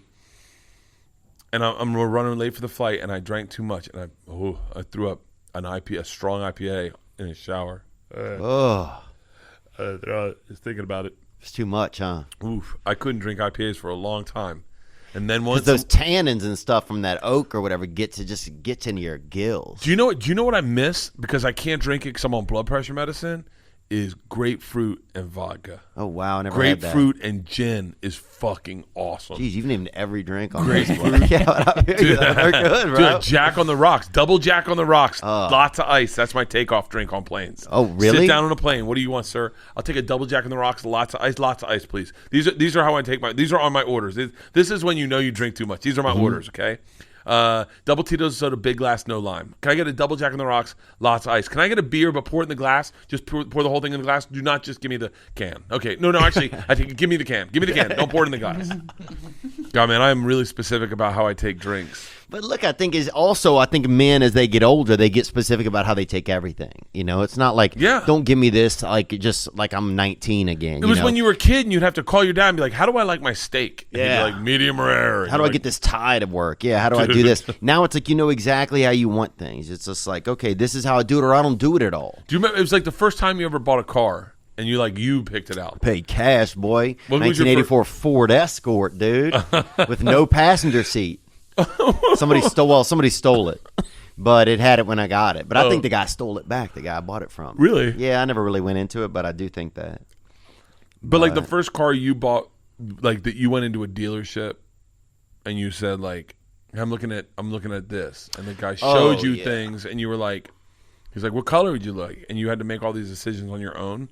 My first car was a Expedition, an Eddie Bauer, they were nice. black on tan Praise Expedition. God, I remember those. And I remember looking at it and going, this is the car. This like, is it. I want the tan I interior. can sleep in the back. Yeah. Oh, I slept in that back a lot. I fucked Leanne in the driver's seat one time. Did you really? Yeah, she slammed my thumb in the car door, and I didn't care. I just kept banging away. Middle of the night, that thumb started hurting more than I've ever felt anything hurt. And she took a needle, lit it over a match, and pushed it in, popped it, and blood squirted out of my fucking thumb. That was the most pain that's probably the most pain I've ever been in my life.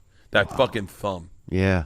Ugh. The fingers are really, it's amazing kind of sometimes what's in there. You know, you wonder what's in your hands all the time. But Have you seen that show, My Feet Are Killing Me? I don't watch that kind of stuff. We got a question right here from somebody. Oh, John Reap. Yeah, what up, Theo? It's Nick from Melbourne, Australia. Cheers, man. My question's for Bert. Did the LA Marathon, did the triathlon. What's next? Surely we can squeeze a big bike ride or something out of you. Gang. Gang, brother.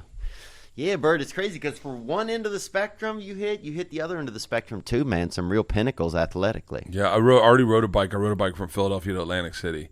That was fucking. It's not that far, is it? Oh, it was really fucking Really? far. It took me 5 hours. Oh, wow. Dude, that was probably the hardest thing I've ever done because I had partied the night before, but I was at my biggest I'd ever been weight-wise, so I rode it, and it was just, There's a lot of gunplay over there in Philly, too.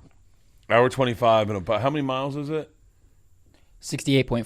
68.4. It was fucking... Some sharp 5 hours and elevation. 22 minutes. I did it much longer, by the way. I think I did it like 5 hours. I almost probably did it in 6 hours. Wow, congratulations, man. That's amazing. We're talking about swimming in the Catalina Channel, me and my buddy. You know Dave Williamson, comedian? Oh, yeah, I do know Dave Williamson, man. Dave from Miami, he tours with me, and Dave wants to swim the Catalina Channel. Wow. And I was like, if you're going to train for it, I might as well train for it and see if I can do it. I'd rather swim with a guy, so if the shark goes after him. Oh, yeah. And if some people, you always want to have that shark buddy. Like, let's get in, dude. You know what I'm saying, bro? Sure, yeah. Yeah. Well, get a couple tattoos of meat on your legs, and then let's get in. You know? Get a packet of blood and just squirt it on him. Hey, he's right there. He's right there. I know who you're looking for. This is your third or fourth special? My fourth. Wow. Yeah, my fourth. And then... what gets easier about them as you Nothing. go along?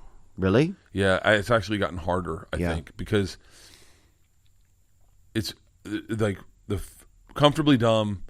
I just told all the jokes I had. Right. That was it. I was like, just told every what joke I did had. My first special. Yeah. The Machine, I had a good length of time between that, like probably, I want to say like 8 years or something. I don't know when I did The Machine, but like maybe 7 years, 5 years, but I had some time. And I had this Machine story worked out, and I kneed that was the end. I knew that was going to end it. And I had these great stories. I had these stories that were really working, like Fighting a Bear, Jumping Out of a Plane with Rachel Ray, The Machine. So all I needed to do was tether them together. And it was. And then, by the way, there's no pressure. It was Showtime. Everyone was like, no one's going to watch it. And no one did, but that Machine story went viral. So then there was like a little bit of an expectation when I did my next one, but not much, because Netflix was like, yeah, well, we'll do a special with you. They didn't say like, we want to do a special. They were like, we'll do a special with you. So we did the Secret Time, and the Secret Time was the first ever successful thing I ever did in my life. Wow. Where I was like, actually, no lie, that was the first successful thing I ever did in my entire fucking career. And by the way, I'd been in the business 20 years. Wow. And that was the first thing I did that anyone ever And what watched. determined for you that it was successful? I was able to sell a tour. I was able to sell. Oh, I see. I did Secret Time, and then, like, I mean, when the Machine went viral, that sold out comedy clubs for like 2 years. Wow. 2 years straight, 3 years, I could sell at all comedy clubs. And then when I did Secret Time, everyone, your team says, all right, we're going to make the leap to theaters. And you're like, I don't really give a fuck. The money at comedy clubs is just fine. And you got to take a hit unless you do really successful. And when Secret Time came out, I just didn't have the radar to I didn't know that people had watched it. I didn't know that anyone liked it. I didn't know that it was any good. I didn't have any idea what I was doing. I just did it.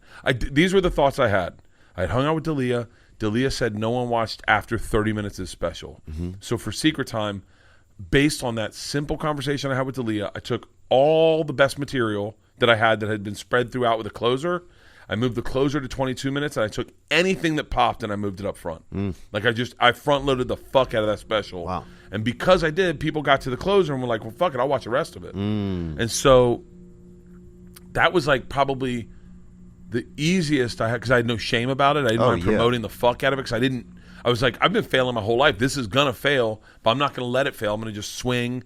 Every attempt I get, I'm going to swing for the fences and try to get it to succeed. Yeah. And then it did, and then this one was like when you say, this one was really stressful because I was like, I'm trying some different stuff. I'm doing the stuff that I do well, like talk about my daughters, talking about my wife, talking about my family, talking about being a bad dad, about drinking. We got an adventure story. Like I do all the things, but then I was like, I would watch comics that I loved do the exact same thing that they had done in the previous special, meaning like it was almost like keep riding the same pony, exact same horse, and they never change. Yeah, it never changed, and it bummed me out because I was like, in my head, silently, I go, I thought you were better than that. Like I thought you were better than me, and I know I wouldn't do that. And Burr was like fucking, Burr and Rogan are two dudes that have said throwaway things to me that I've hung my fucking hat on. Wow. And Burr said one time, something to the effect of, if you're not challenging yourself, then you're not getting better. And if you're not getting better, then why would anyone want to watch you? So I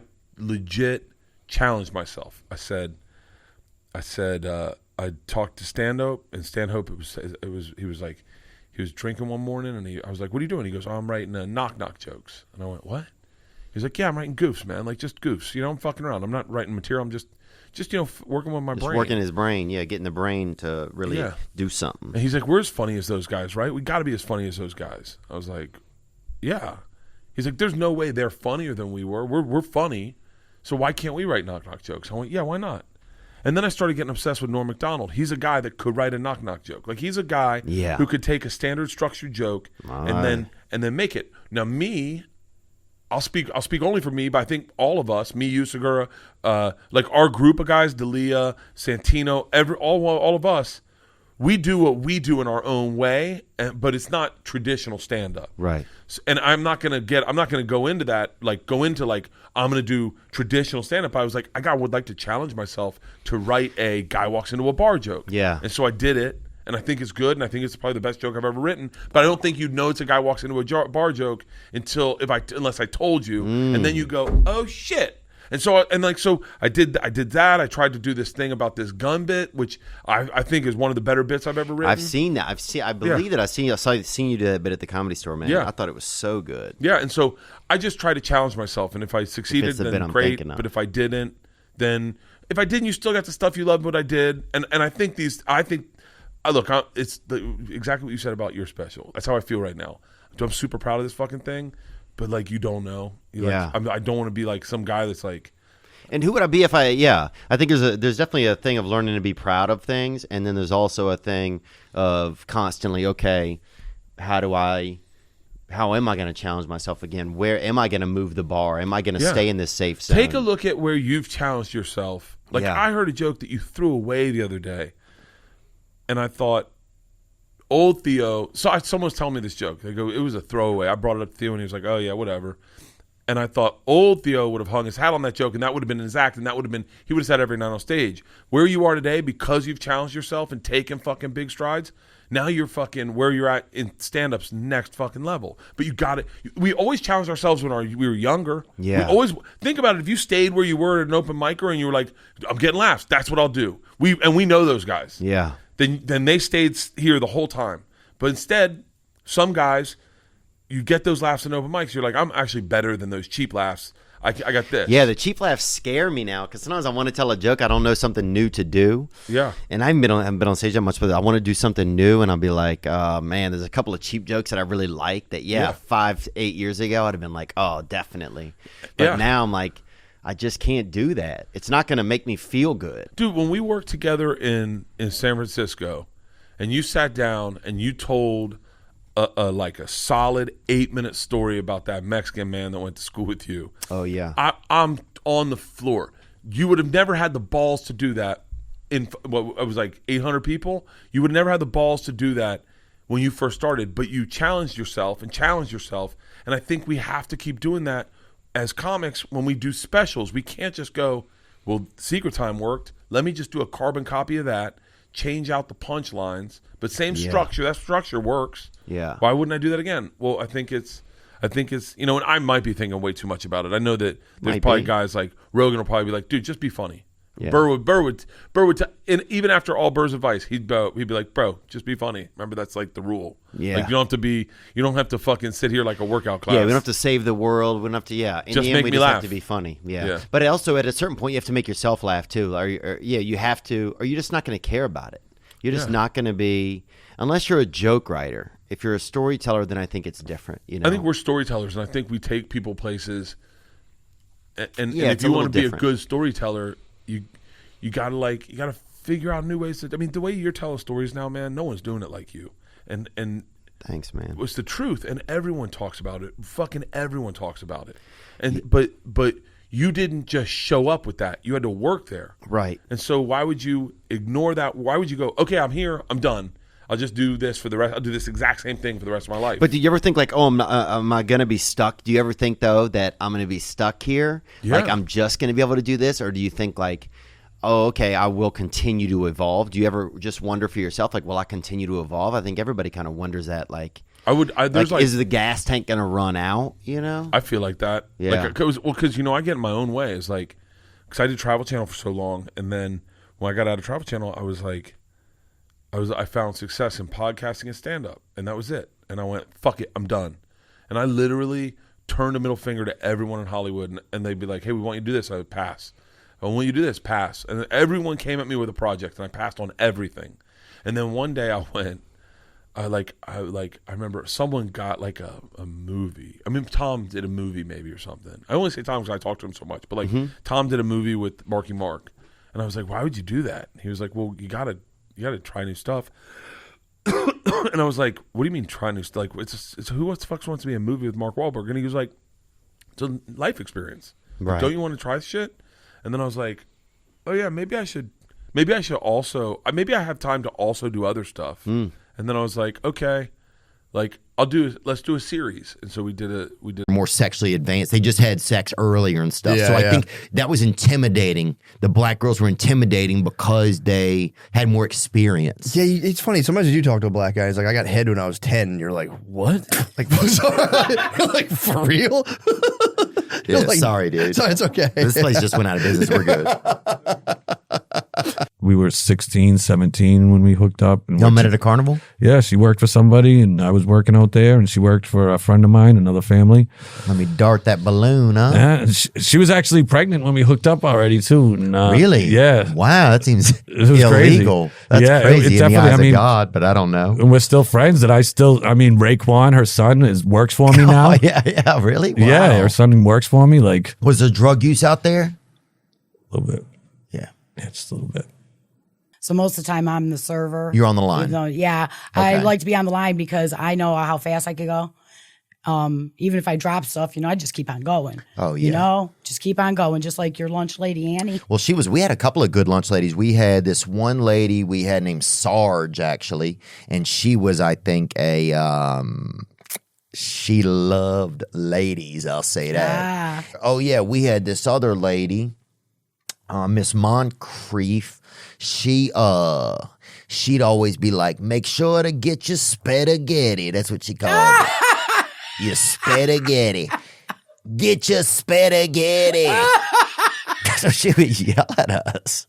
That's funny. She'd be like, get your spaghetti. And instead of saying cake, she would say like, this is crazy, but she would kind of say like cack. So she'd be like, and get you a cut of coconut cack over there. See, I think we all have to be a little nuts, to be over there so long around everybody. Oh, sure. Most think I am a little off, but it's okay because I've accepted that a long time ago. Dude, Shoney's Inn, bro. I remember for $11 you could stay at the place, right? For $15 you could stay and eat, right? So with that $4 upcharge, you got that buffet. Shoney's had an inn. And we would go, bro, and they also had this like premier buffet for like $2 more. You could go. They had like this kind of roped off area of the buffet, and down there they had fucking salmon or whatever, special pickles, salmon, honeydew melon. Like you'd never seen fucking gay watermelon. You know what I'm saying? They had all the special shit. When you're a kid, all that shit's nice until you get old and you're like, why am I eating this shit? I'm going to fucking die. Look at the people around me. Look what they look like. And here I am with them about to die. Now, Willie, what would it take to get you to cheer for another team? That is a question I would like to know, man. What amount of money would it take? Couldn't take no money. I'm a diehard Tide Well, what fan.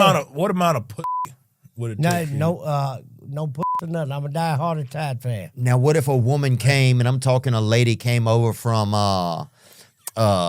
Texas A&M. I'm talking a lady rides up in a Corvette, Willie. What the tits look like? With some of that real. She got some titties, look like two angry dogs trying to chew on your cock. All the Tide And tell me this, she got that cooter on her, that aggie. Yeah, man, I seen some of them at the airport. Yeah, baby. And what do you now? Oh man, did some of them have one? God Almighty! Praise God, baby. Had one down there to choke a mule. Yeah, baby, that's what I'm talking about. It was a nice building. They did have a pool at the building. That was pretty cool. Okay. And I was learning to play guitar at the time, and so I would go in there. He'd have every now and then he'd have a chick stay over, and I'd go in there and play Tears in Heaven. The song about Eric Clapton's son dying. Is that what it's about? Yeah, that's the song you would play while the guy was getting me. Dude, It's about his fucking son falling out of a window. Yeah. No way. How old was his son? Was he in the military? No, he was like a little ass kid, dude. It's a tragic song. Oh, dude. I'm sorry, Eric. Is Eric Clapton still alive? He's alive, yeah. Oh, man. So your friend's dad, who's giving you shelter, is getting pussy with one of his 8 Viagras. And he has to battle. That Viagra's up against that old man's LED and the saddest song, one of the saddest songs of the 90s. A poor rendition, by the way. There's no way you were good at it. You're butchering it, and it's sad as shit. If I saw you, Bink, bink. Oh, sorry. Bink, bink, bink. Ding, bong. Oh, so my bad. Bing, bing, bonk, bink, bink. Would you know my name? Dude, but I would go in there, and one time after a couple, they would request me to come back. Wow. You were the music for them fucking. There used to be a show, it was like Amish, something Amish, like something Amish. And they, Good show. This one dude, yeah. Something Amish. This one dude kept like mowing his grass. He had to use that old school cutter, this spinning wheel thing. Yep. And he's like, this sucks. I was adopted. I'm not even supposed to be Amish, he said. I'm not even supposed to be. Jury duty is fucking hilarious. It's like a flight that never takes off. You're just sitting there. Man, I wish you could pick your cases. Like, I wish they had like a menu like, oh, here's the cases they're doing today. Because then I could see if I want to pretend like I'm racist or not to try and get out of it. You know? Oh, yeah. You got to, I roll right in there and tell them I'm racist. What t-shirt are you wearing? And last time they're like, we have so many racists here today. We still have to ask you guys a couple questions. I'm like, we gotta filter through that, see how racist you are. Like, we just go and grab a random group of 100 of America's dumbest people and be like, hey, sit in this room. We're gonna use 10 of you to solve this murder. It blows my mind. Well, it's the craziest part about it is this bitch works at a Leslie's Pool Supply, and now they're fucking in charge of a murder. Now they're trying to figure out who killed Kennedy right here. Like, and some guy's like, I don't know the difference between a cucumber and a pickle, and you want me to decide on this jury? This is a Fuddruckers manager. You ever been in a pyramid scheme? No. I've been in a couple. My buddy won his family's football pool. It was like their NCAA, their college football pool they did every year. He won us like $600, dude. He was so excited. He could have changed his life. And instead, his mom convinced him to buy a Christmas village of like rare Christmas village houses. Oh, yeah. They're back. Bro, they're back. They're coming. They're happening right now. My buddy to this day is he's big into Christmas houses. No rent. Rent isn't much. The tenants don't make much noise. and the street lights are always on. Electric bill's low. Running into a lot of issues, but God, that just broke him, man. He never recovered from that. Dude, I met a dude yesterday in Tennessee. He said he took out an $800 life insurance policy on his wife. I'm like, $800? That's pretty insulting. Well, yeah, that's what I felt like. When I say I know them, I was probably a kid, and there was people that worked around where I live with and I think they did crack. That was a rumor. Wow. But I don't really know what crack does. It's a functional, like the MyPillow guy. He does crack? He did it his whole building the pillows, you know? Really? Yeah. Oh, so good things can come out of it still. Like there are crack success stories. Oh, yeah. That's a good call. You know what I'm saying? Oh, wow. Is that what the secret is? Is like crack in there? I don't know what it is. It's like they dust a pillow with crack before they ship it. People are like, yo, this is the best fucking pillow I've ever had in my life. Like, this is my pillow. You can't have that shit. It's like Crack Bay, that guy like this, you know? He just... There's a guy on the assembly line just like as they pass. I was going to say probably I wish meth had like a birth control aspect to it. Oh, man. But I would go White Claw. I think it does. I think when you smoke meth, just everything dries up. Yeah. You know? Yeah, maybe that's true. I never smoked that. I always wanted to smoke crack. I never got to smoke crack. Damn. It's Did you ever smoke it? Oh, yeah. Really? Oh, fuck yeah. No way, dude. Damn. Bro. Dude, you know, my buddy figured I was tweaking and like, you know, and they showed me how to, they're like, you got a light bulb? And I'm like, yeah. And so they showed me how to take the little silver thing off the bulb and you can take it out and then you put some warm salt water in there and swish it around. You get all that white shit off the bulb. Mm-hmm. Then you got a nice clear bulb. So then you kind of just tap some shit down in there and you can burn it and smoke it. So whatever. I hit the shit. Woo! All of a sudden, where's my guitar? I want to play guitar so bad. So for 2 days, I sat there and playing. 2 fucking days. I didn't eat. I don't even think I pissed. It was insane. And then 2 days later, somebody finally snaps me out of it by knocking on my door. It was my friend Brendan Lauer. And I hear the knock on the slider door and I'm like, oh, fucking, I put my guitar down. I'm like, I'll be right back. Like, don't, like, I hate to leave you. Like, oh, you know, I wanted that guitar so bad still after 2 days straight of playing it. And I go open the door and my friend Brendan's there. He's like, what the fuck's all over your face? And I'm like, what? And I go in the bathroom and I look in the mirror and my face is all green. And I'm like, oh, fuck. Like, I thought it was like from the meth or something. It was like, oh no, my skin's turning green. And it was from like I was playing my guitar for so long that the bronze on my strings had like gone to my fingers and I had touched my face. Wow. And so I had green shit on my face from my guitar strings. And I was so twacked out, you know, I didn't know what the fuck was going on. I took this girl home from the bar the other night. Something caught me, you know. It was just different, something different about her, you know. She was kind of shy, but I liked her. So I got her home, and when we pulled her pants off, she had nipples on her butt cheeks, man. It was so strange. I didn't know how to feel about it. Nipples on her butt cheeks? Wow. How to feel about it? Feel about it with them hands, baby. What are you talking about? Those are extra tits, bro. Now, I wouldn't motorboat them, or you're going to end up in some dirty oil. You feel me? But those are extra tits, brother. It's great to challenge yourself and to push new limits and go to different heights, you know what I'm saying, and be tough on yourself. Mm-hmm. But you also got to give yourself some grace. Like that's where that balance come in. Yeah. So if you down to you all the time, how's that gonna make you feel? Down, depressed. Oh my goodness, now I gotta do this, now I gotta do that, now I gotta revert to this. Versus like, man, like if I'm like, okay, I didn't fail. Okay, I'm not the only person to fail. You know what I'm saying? Okay, how I get up out of this? You know what I'm saying? Who I need to talk to get up out of this? You know what I'm saying? Like a lawyer usually, but hey. You're never supposed to say you're competitive, but there's been a lot of music biopics. Yeah. And I wanted to do a great fucking job, man. I love Bob Dylan. I love this artist.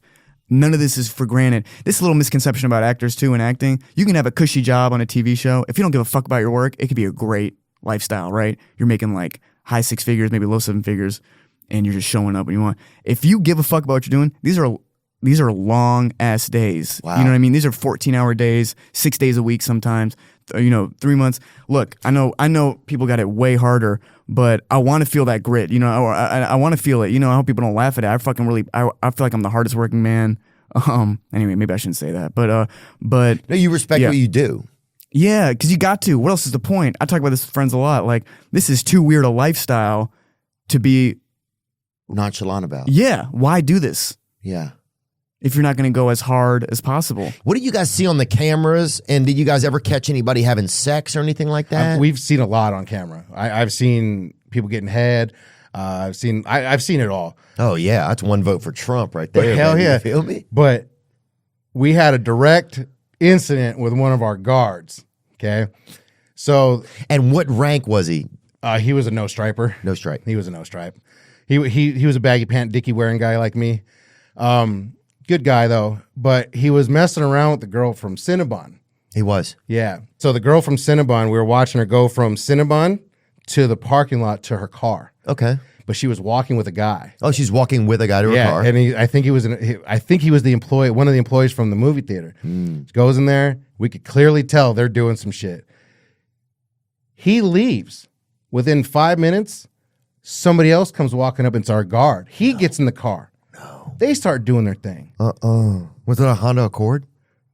It was a Nissan Altima. Yeah. Yeah. Altima. For sure. So the company starts growing, right?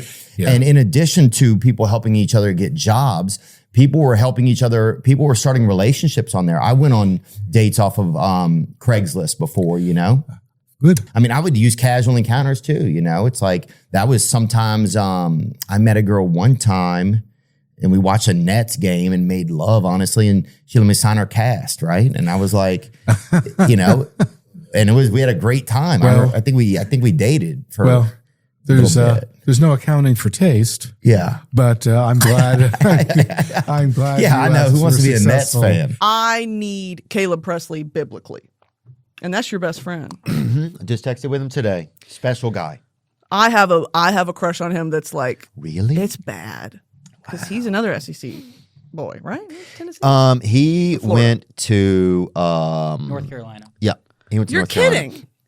Why is he's like a Volunteers fan? But he is a though, isn't he? Volunteers fan. He says he played at North Carolina. He didn't. But He's a liar and a cheat. true, but he's handsome. It is true. And he is extremely unique. You guys are similar, I think. You guys would have We a do kinda really look nice alike. time. You think? We look a little related. Oh, I think maybe it's true. You guys both have blue eyes. Yeah. You have blonde hair. Yeah. Yeah. I have the same facial hair as him. Oh, damn. Well, have you been married before? No. No. It was your first marriage. Yeah, I've had 3 really long-term relationships. I had already felt so fucking terrible about cheating on girls. I always got caught. Inevitably, I got caught. And those were I can remember those phone calls and trying to explain why you didn't care. Bro, is there anything worse than that? Oh my God. Well, it's tied with driving to someone's apartment to tell them that you're breaking up. I mean, those two for me are like, I've had a lot of motorcycle injuries. I'd take them a million times before I'd ever drive to someone's apartment and just say like, I think we're in different places. Yeah, and they're like, no shit. Sometimes I have a tough time feeling proud of myself. Do you know what that, and I think I've had other people call in our show that have talked about that, What do you think it is? I don't know. I feel like, I almost feel like there's a disconnect, like it doesn't even land on me. Or I feel like maybe if I feel like I'm proud of myself, like if I actually feel proud of myself, it'll go against some script that I've always had written or some thing that was always written inside of me. It's like it's almost like it wouldn't, if I wrote on the wall of myself, I'm proud of you, it wouldn't even fucking show up on the wall. What emotion would you feel if you saw that? Like what emotion would I feel if I saw what? I'm proud of myself. Would you go bullshit? Would you be pissed off by it? Would you be annoyed? Would you just No, I think I'd feel ashamed of myself for even thinking it. That's interesting. And it produced an emotion in you just now, even when you just thought about it. I saw that flash in your eyes. It's just a little bit of water, a little bit of fluid. Oh, yeah, dude. Fuck, we cry on here every week. Sorry, dude. That's beautiful. No, it's okay. But yeah, we don't have any shame about that. No, you shouldn't. But I'm saying liquid leaving your body in a public place, as long as it's through your eyes, is not a problem. That's what I'm talking about, huh? Yeah, don't ask, don't ask. That's right. All this Diddy stuff going on, man. What do you... I'm sure glad that I didn't hang out with him, right? You never got in you never were in his I've universe. met him, right, but never went out, right? Is it scary when people get to a level of wealth that they can kind of have anything? Like, what is some of that? Like, I'll get invited to these parties, right, that are really nice house and stuff, right? But there'll be like 50 servants, right? 5 people to answer the door, 6 people that just specialize in toast, right? Just ridiculous shit, right? And all over, I'm like, how do you live like this? You know, because it's bad enough. Like I have too big a house. And so you have to have people there to clean it and stuff like that. And there's no privacy just with that. And there's people that'll have like 10 people in the house at all times. Yeah. And I don't see how they live, right? Dude, I remember when I first got a clean lady to come once a week, I helped her like the first month. I felt horrible. Yeah. Dude, Trump. Yeah, man, insane. Took the hit though. Oh, it was crazy, dude. Yeah. That image. Him yelling, fight. Yeah, fight. Whew.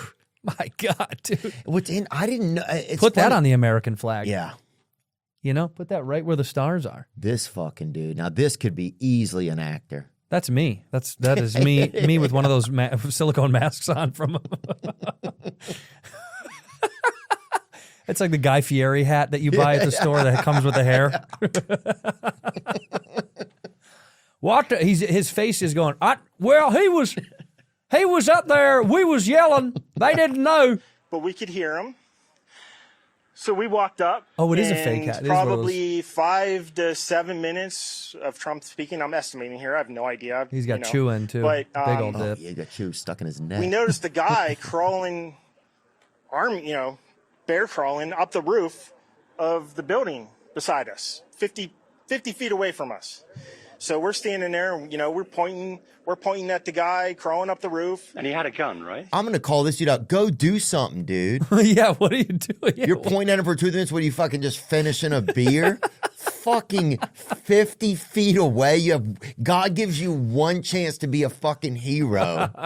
And instead you pop open another fucking Bush Light, dude. Both of these gentlemen are just interesting creatures. These dude. are actors, dude. Yeah, dude. This is the backup, dude. They got this dude off of Temu, this announcer. Look what he's even using to interview him. Yeah. That's not even it's a mop. It's not even a microphone. That's a Swiffer. Yeah. What is the current immigration policy? Is that a fair question? It depends on. So again, it's so vast. Like, are you coming over here as a tourist?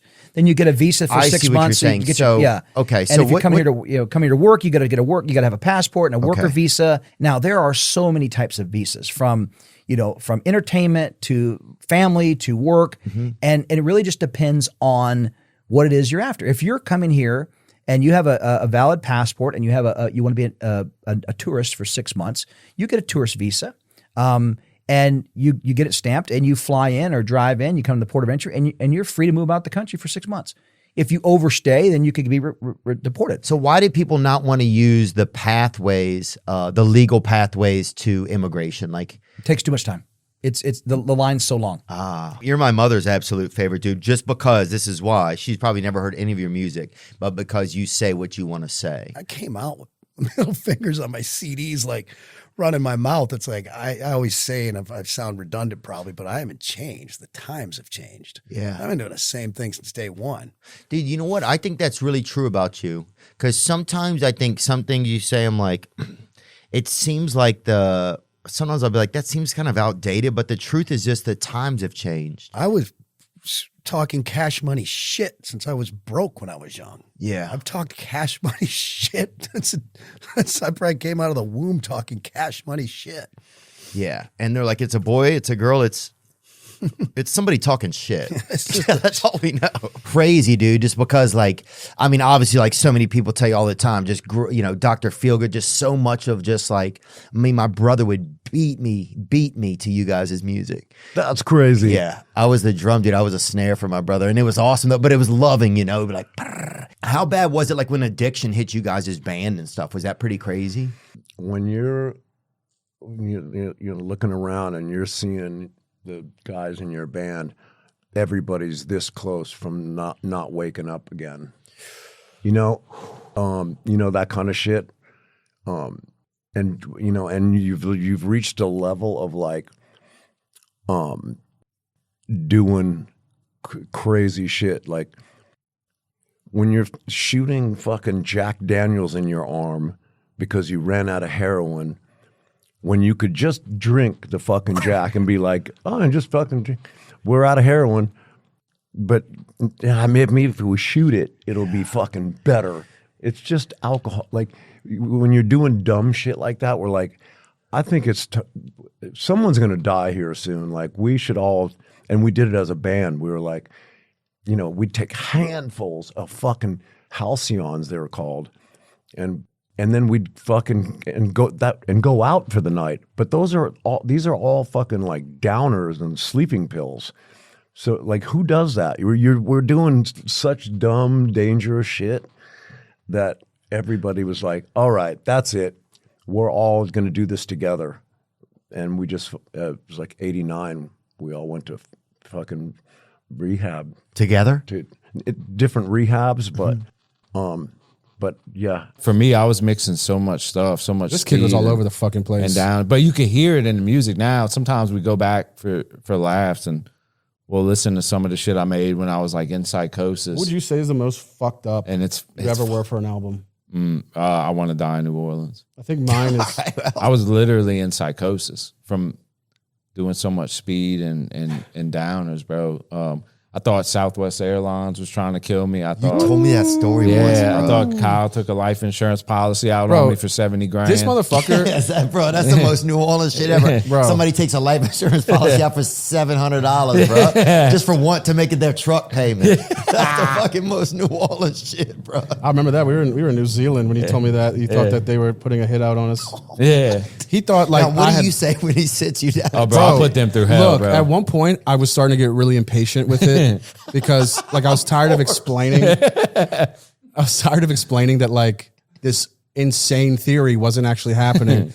I thought he had my phone tapped. This was one time he quit Suicide Boys on Twitter. I don't know if you remember that. Oh, I remember. And I remember where I was at. At the time, he had just bought a condo in Bradenton, Florida, outside of Sarasota. And I can't get in touch with him. Kyle can't get in touch with him. And we decide let's go out there. Let's just press him. Let's be in person. So long story short, we fly down there, rent a car, drive to his apartment, and he doesn't expect us. He doesn't know we're coming.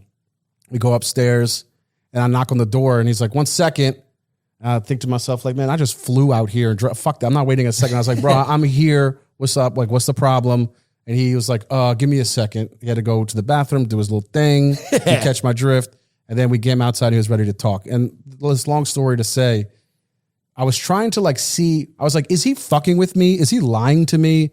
Does he think I'm stupid? Or does he actually believe this shit? And is he fucking crazy? Yeah. So I had to sit him down and I was like, bro, this Southwest thing, do you think that the board, like the people on the board of Southwest sit in a boardroom? Southwest Airlines. And they discuss how we're going to assassinate Scrim from Suicide Boys. And he looked at me dead in the eyes, the most serious look on his face, and he goes, yes.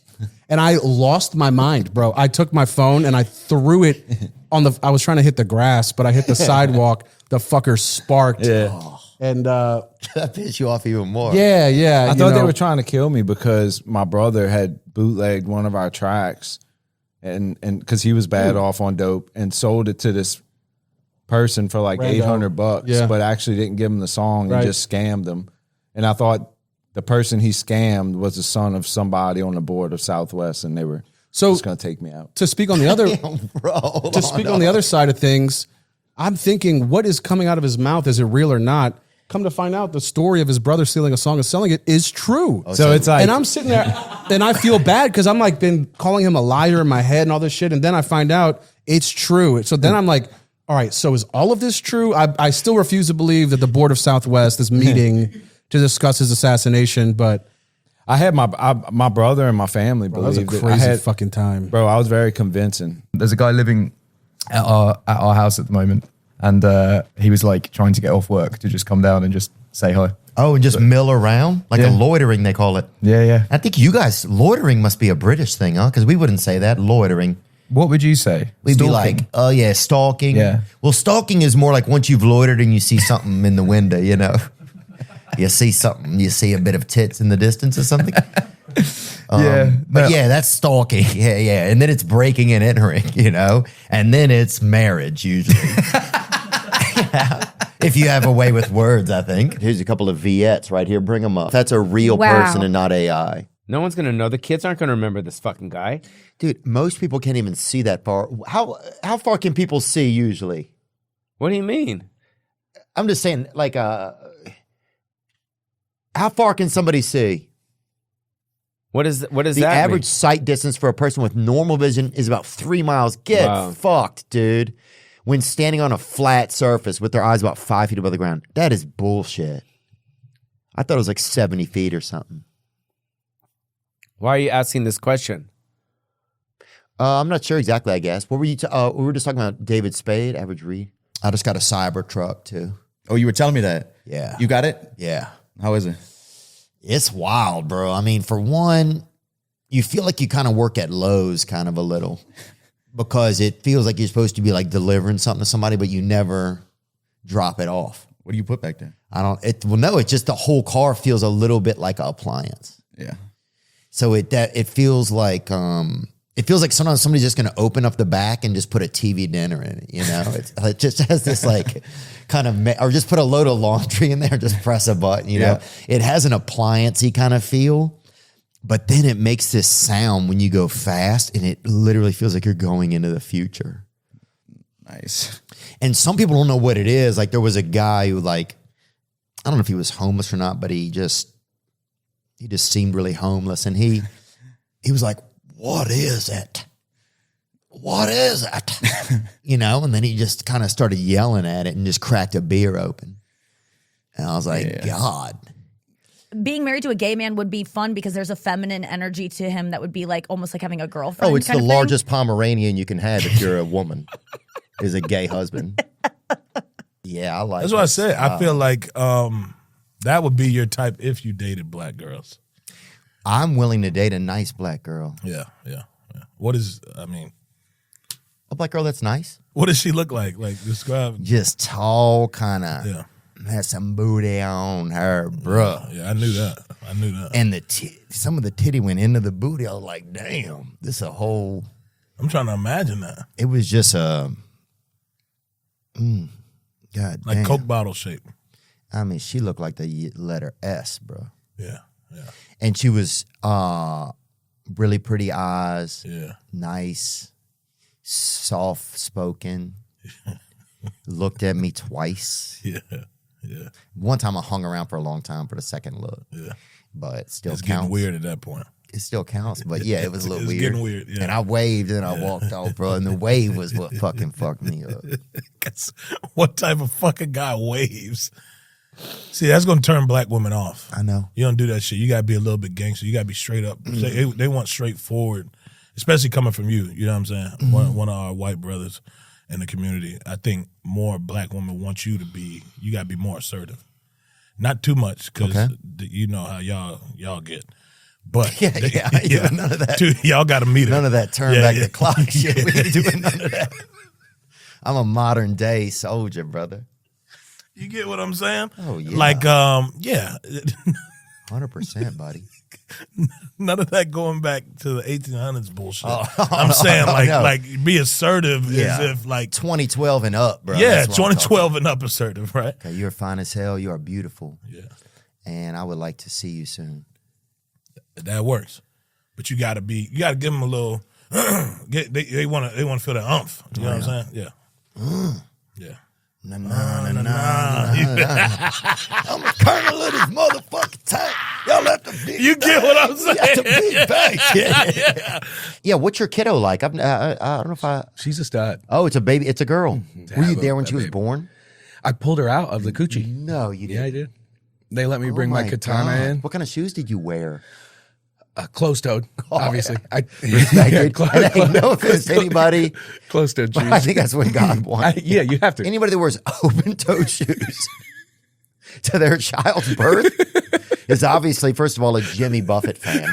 Well, fuck yeah. Well, that's the one exception. I think Jimmy Buffett could wear thongs to the child's birth, I think. Well, what are you supposed to wear?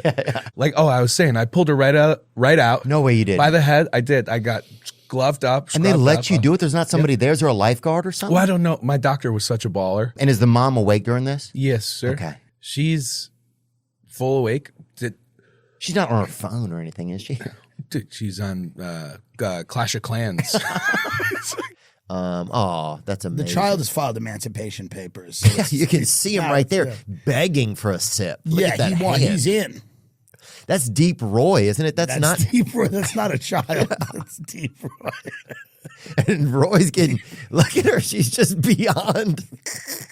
This is a new headshot. This new headshot. By the way, Deep Roy has pretended to be an infant.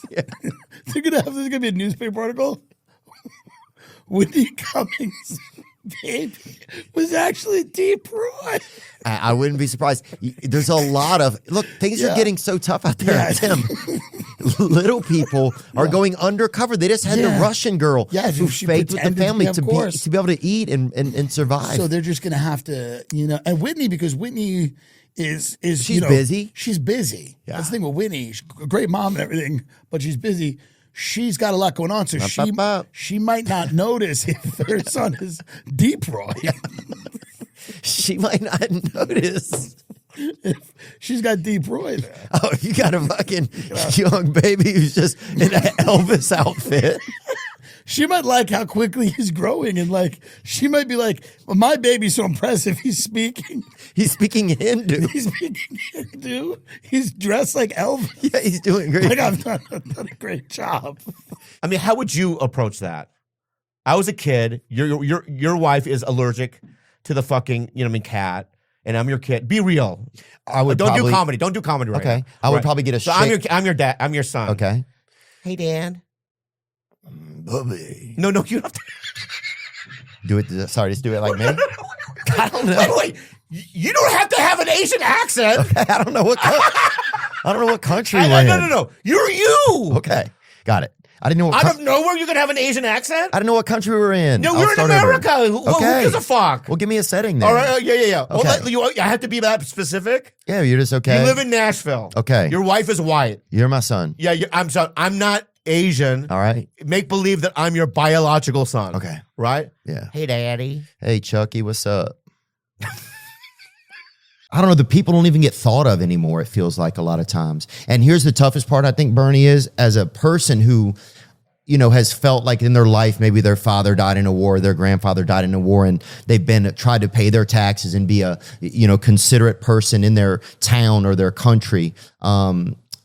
After a while, those good people starts to erode a little because they don't feel like, and they lose their sense of purpose. Man, when you lose the fabric of your society, a lot of people, that's how they didn't even realize it. A lot of us don't even realize we identify as an American. And when you realize, well, America, it's nothing, but it's a shell LLC for fucking big corporations, then what am I? I'm just a idiot, and you almost feel ashamed of yourself, or you can, anyway, I don't know. A lot of that stuff I just don't see how people think that that's good or how you're going to still be able to get people to buy in.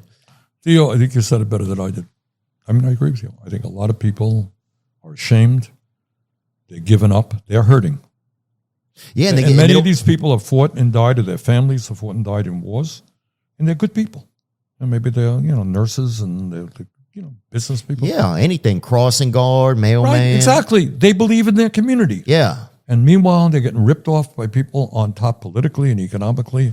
Well, even the radio, like you're saying, it's like you used to have like a newspaper and you read, and it meant something. Your community meant something. It used to be that your grandpa worked at the factory and they made the table that you have in your home. And so everything had a story to it. There's some connection. And now it's like we're buying stuff from countries that they're making it. They don't care. We're using it. We don't care. There's no story. Nobody has any like, there's no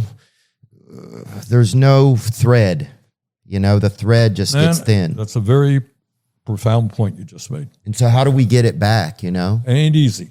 Yeah. But I think but I think you hit the nail on the head. And you don't drink or smoke, right? I don't drink or smoke. You never have? No, I never have. I had a great brother who taught me a lesson. Don't drink. What was his name, Donald? His name was Fred Trump. So I never had a cigarette, and I've never had a glass of alcohol.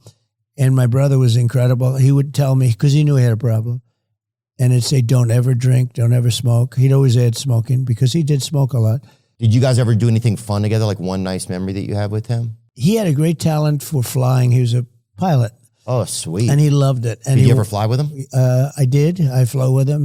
He was a great pilot and very talented. Other pilots would come to his house to study with him. Watch him fly. And he was really talented at that. But ultimately, he had to give that because of the alcohol. He had to give that up, which was a hard thing for him to do, but he had to give that up. I saw where you had, your mom was out and you congratulated her on, she almost has 10 years of sobriety, you said? That's right. Yeah, she's... in January? January of 2025, she will be 10 years clean and sober. What was it like growing up like with an alcoholic mother? Like, and no judgment against your mother. This is just to look at it, right? Yeah, sure. No, I appreciate that. Yeah. What is that like? Like, is it hard to make a connection with your mom? Like, what are some of the side effects of that on a child? Even as a young kid, I sort of very neatly divided the world into like three categories of people, right? There were the helpless people, the victims, the people who needed to be helped. There were the bad guys who were preying on the victims, and then there were the strong people who sort of stood up for everybody else and stood up to the bad guys. And that's like, you know, that's overly simplistic, but definitely, you know, I saw my mom growing up very much as this person who was kind of a victim and was being preyed on by bad people, right? And then the person who was sort of looking up for us and standing up for me, especially, was my grandmother. And I think that attitude of, you know, some people are just not as strong as we wish them to be. Mm-hmm. And I probably went into the Marine Corps. I was pretty whiny, pretty resentful kid, was pissed off at my mom, was pissed off at all these other people because I didn't have the things that I thought I should have. And then eventually, there's me when I was much skinnier, much better looking. Oh, yeah. The Marines, dude, that was the original Ozempic. That's right. There's a lot of Asians for Trump out there. Do you know that? Or how do Asians feel about Trump? Well, let's say it, man. Can I say something to you? Yeah. I'm not the president of Asians. I seem to think that you seem to think that I'm their leader. Like every month there's a gathering, right? And I get all this information from people. Yeah. Right. And then I go out to the world, I'm their spokesperson or something. I don't know what the fuck you're talking about. You're like Kim Jong-un. No, I'm not Kim Jong-un. You're like a smaller version, like Scam Jong-un. Yeah. There was one lady that covered the Trump thing. I think this was an Asian lady. Do you see the thing? Covered that time that we interviewed Trump. This is kind of self-aggrandizing or whatever. Oh, here we go. But that's not even all. Trump has wooed this hyper-masculine online culture deeply. During a recent podcast with the comedian Theo, instead of talking about economy or immigration or healthcare or the global conflicts, they discussed cocaine addiction. Trump, No. Did you really? Cocaine addiction. Yeah. And some people are just real creeps when it comes to eating.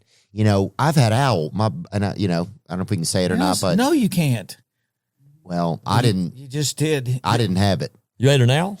You just said you did, though. Huh? Yeah. You just said you had owl. Did he not just say he had owl? I didn't do it. Wait a minute. I think he said eagle. Yeah. No, I didn't say eagle, dude. And if I did, it was a wigged eagle. I don't eat bald eagle. No, but I did have, we had Al, my sister's Snail darter. ex-husband, grilled up 2 owls. You just said you Was didn't it fried? have it. Fuck, I thought we could say it now. You can't. You Sorry, can. Ronnie did it. No. That's all I'm saying. I eat anything. You're a Hey, look, freaking owl eater. A bald eagle. I didn't have a lot. What? You didn't have a lot. There's not a lot to them. That's the trick. You didn't swallow. I didn't inhale. Oh. You know, Thanksgiving, it's interesting that even time says, hey, hold on. I need you to give some thanks. You have to have some gratitude here. You know, and I think that to me, that's pretty fascinating, that is a speed bump that's been put into our calendar. It's just built in there. You know, it's a comma that says, hey, care, right? Care about the things that have happened to you. You know, find things to have gratitude for. And so, yeah, I want to think about those today and just things that I'm thankful for. I'm thankful, being able to whisper, that's a big one. I'm so thankful for that. Because otherwise, everybody in your family wouldn't know how you felt about them. You're asking me what I've been up to. I've been visiting schools. I now have to like look at real schools because my oldest daughter's like going to turn 5, so that's like kindergarten. So yes, she has to get to like the real school system. Mm-hmm. And we were looking at this one place, and they have plainclothes just like guards now with guns. So it's kind of sick. I was like, dude, I really want to retire and become a plainclothes, just walk around school, just grow like a ponytail and just be a teacher. That's all you do all day. You carry a gun. You just wait for like some nerd to pop off, and you just blast them. Dude, that would be honorable, man. But like, what if you start tripping in your head and thinking that somebody's like, some kid is like plotting and like shit? I'm like the true detective. I'm Russ Cole of school security. Yeah. I'd have to wait till they'd have to pull out first. You I'd be think cool you would about it. set a kid up? Is that sorry, dude. Okay. I'd be Can like, we Russ, say that? I don't think we can say no, I'm saying you're saying like get like all tripped out. Like, damn, is this kid getting paranoid? Like, I know these motherfuckers. like, oh, Damien's up to some I know shit. he's packing. No, I would just wait. I would chill. I'd do my thing. And the moment one of those motherfuckers pulled out the steel, I would just be there, ready to die, and just walk them down. Oh, God, dude. That's your job. So Beast Games, that's the show. Yeah. So before this, I was showing them episode 1 of a show I have coming out December 19th. Yeah, you said there's a lot of world records that were broken in the shooting of this series. Yeah, 40 Guinness World Records. Wow. Yeah, we have like so many plaques now that we have up on our wall. I'm basically making a wall out of Guinness plaques just from the show. What are some of the records you guys broke?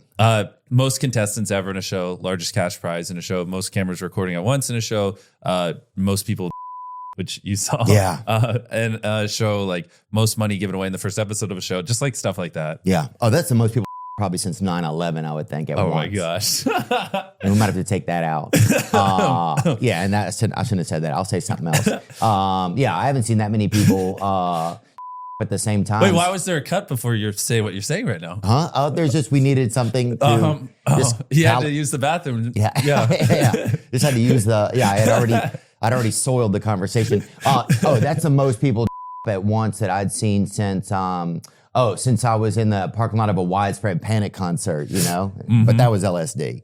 That kind of works a little. Yeah, I think that's honestly, you should keep the first one in. Okay, well, there we go, dude. But if I've done one thing well, it's what I call failure.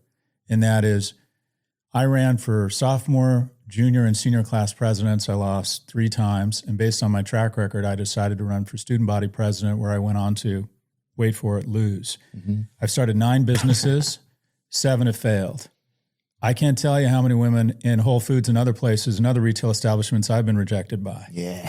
But the reason I get to live the life I lead, the reason I'm with a very high character, attractive person, is because I have always been able to endure rejection. And And that is the key. That is the skill. Because one of the great things about America is we don't embrace failure. That's bullshit, but we tolerate it. If your business fails, but you're a good person, usually your investors will back you again. And if you approach a woman and express interest and she's not interested, you're both going to be fine. Yeah. And show me a guy. You know, we all know that guy. You think, okay, he's a nice guy. He's modestly successful. He's not that attractive. And he's with just such a high quality woman. Yeah. That guy is not afraid of rejection. That guy cycled through 9 women who said, get the fuck away from me. Yeah. Before he found that one woman who gave him a chance to be funny, kind. She was drawn to his smell. She liked the way he treated his parents. The key to success in America is what Winston Churchill said, and that is the willingness to fail, or your ability to fail and not lose your sense of enthusiasm. There was a study done in Australia, or at least I used to work in palliative care as a doctor, looking after dying people. You know what the top regret of dying people was? That they didn't have the courage to be themselves. Mm. And the third top regret was that they didn't have the courage to express their emotions. They pretended to be happy when they were not, and so on. So the question for the rest of us is, do we want to wait till some terminal illness wakes us up? Or should we just confront the fact that in so many ways we're afraid to be authentic because we're so afraid of being rejected? You've really taken over America, dude. You've kind of become like a stitch in the American flag. I feel like you're like this thing that everybody feels like they can believe in, you know? There was a time last year and I just like had a prayer where I was like, I want to be happy, I want to travel, and I want to meet people. And God answered me like crazy. Like, really? Yeah. Wow. And you really were praying that? Yeah. No, he humbled me for sure. Wow, man. That's powerful, huh? Yeah, no. Power in prayer. You couldn't pay me to go fucking relive my life. Like, you said, hey, Sean, you want to go hit the restart button? Like, fuck you. Really? Fuck no. The school system's like, oh, Sean, like, he's just a bad kid. They don't realize I'm up till 3 o'clock in the morning. Like, you know, late. I mean, fuck, dude. I remember. It's hard to stay up late and learn. Dude, I remember, like, laying in bed. Like, I remember I stopped believing in God, man. Like, fucking, like, I had fucking, yeah, it's crazy shit, dude. Crazy shit, man. Yeah. It's okay, man. It's a lot of that sad, dude. I used to be scared at night. Like, I used to stand up. Like, I heard when I was a kid that, like, if you peed around your, like, animals could pee somewhere that other animals wouldn't come. You know what I'm talking about? You know what I'm talking about? Huh? Yeah, man. Have you ever heard that? Yeah, I'm sorry, bud. So, man. I'm sorry, buddy. That's all good, dude.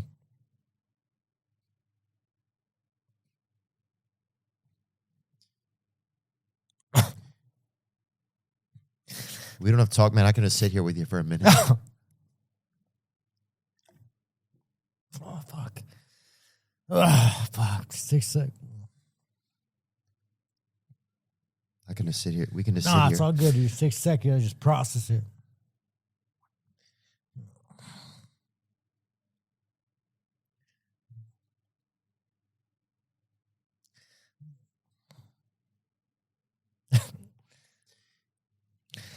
I think it's one of the hard things that people don't understand, but like trauma, you know? Yeah.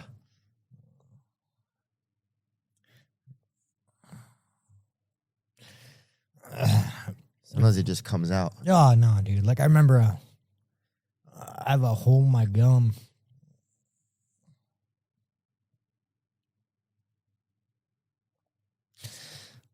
Yeah, when I was a kid, I used to scratch my gum and I have a hole in my gum. You know, just from being nervous and stuff? Nah, just anxiety, you know? Yeah, even to this day. Yeah. I mean, the day, dude, like, I'm a grown-ass man.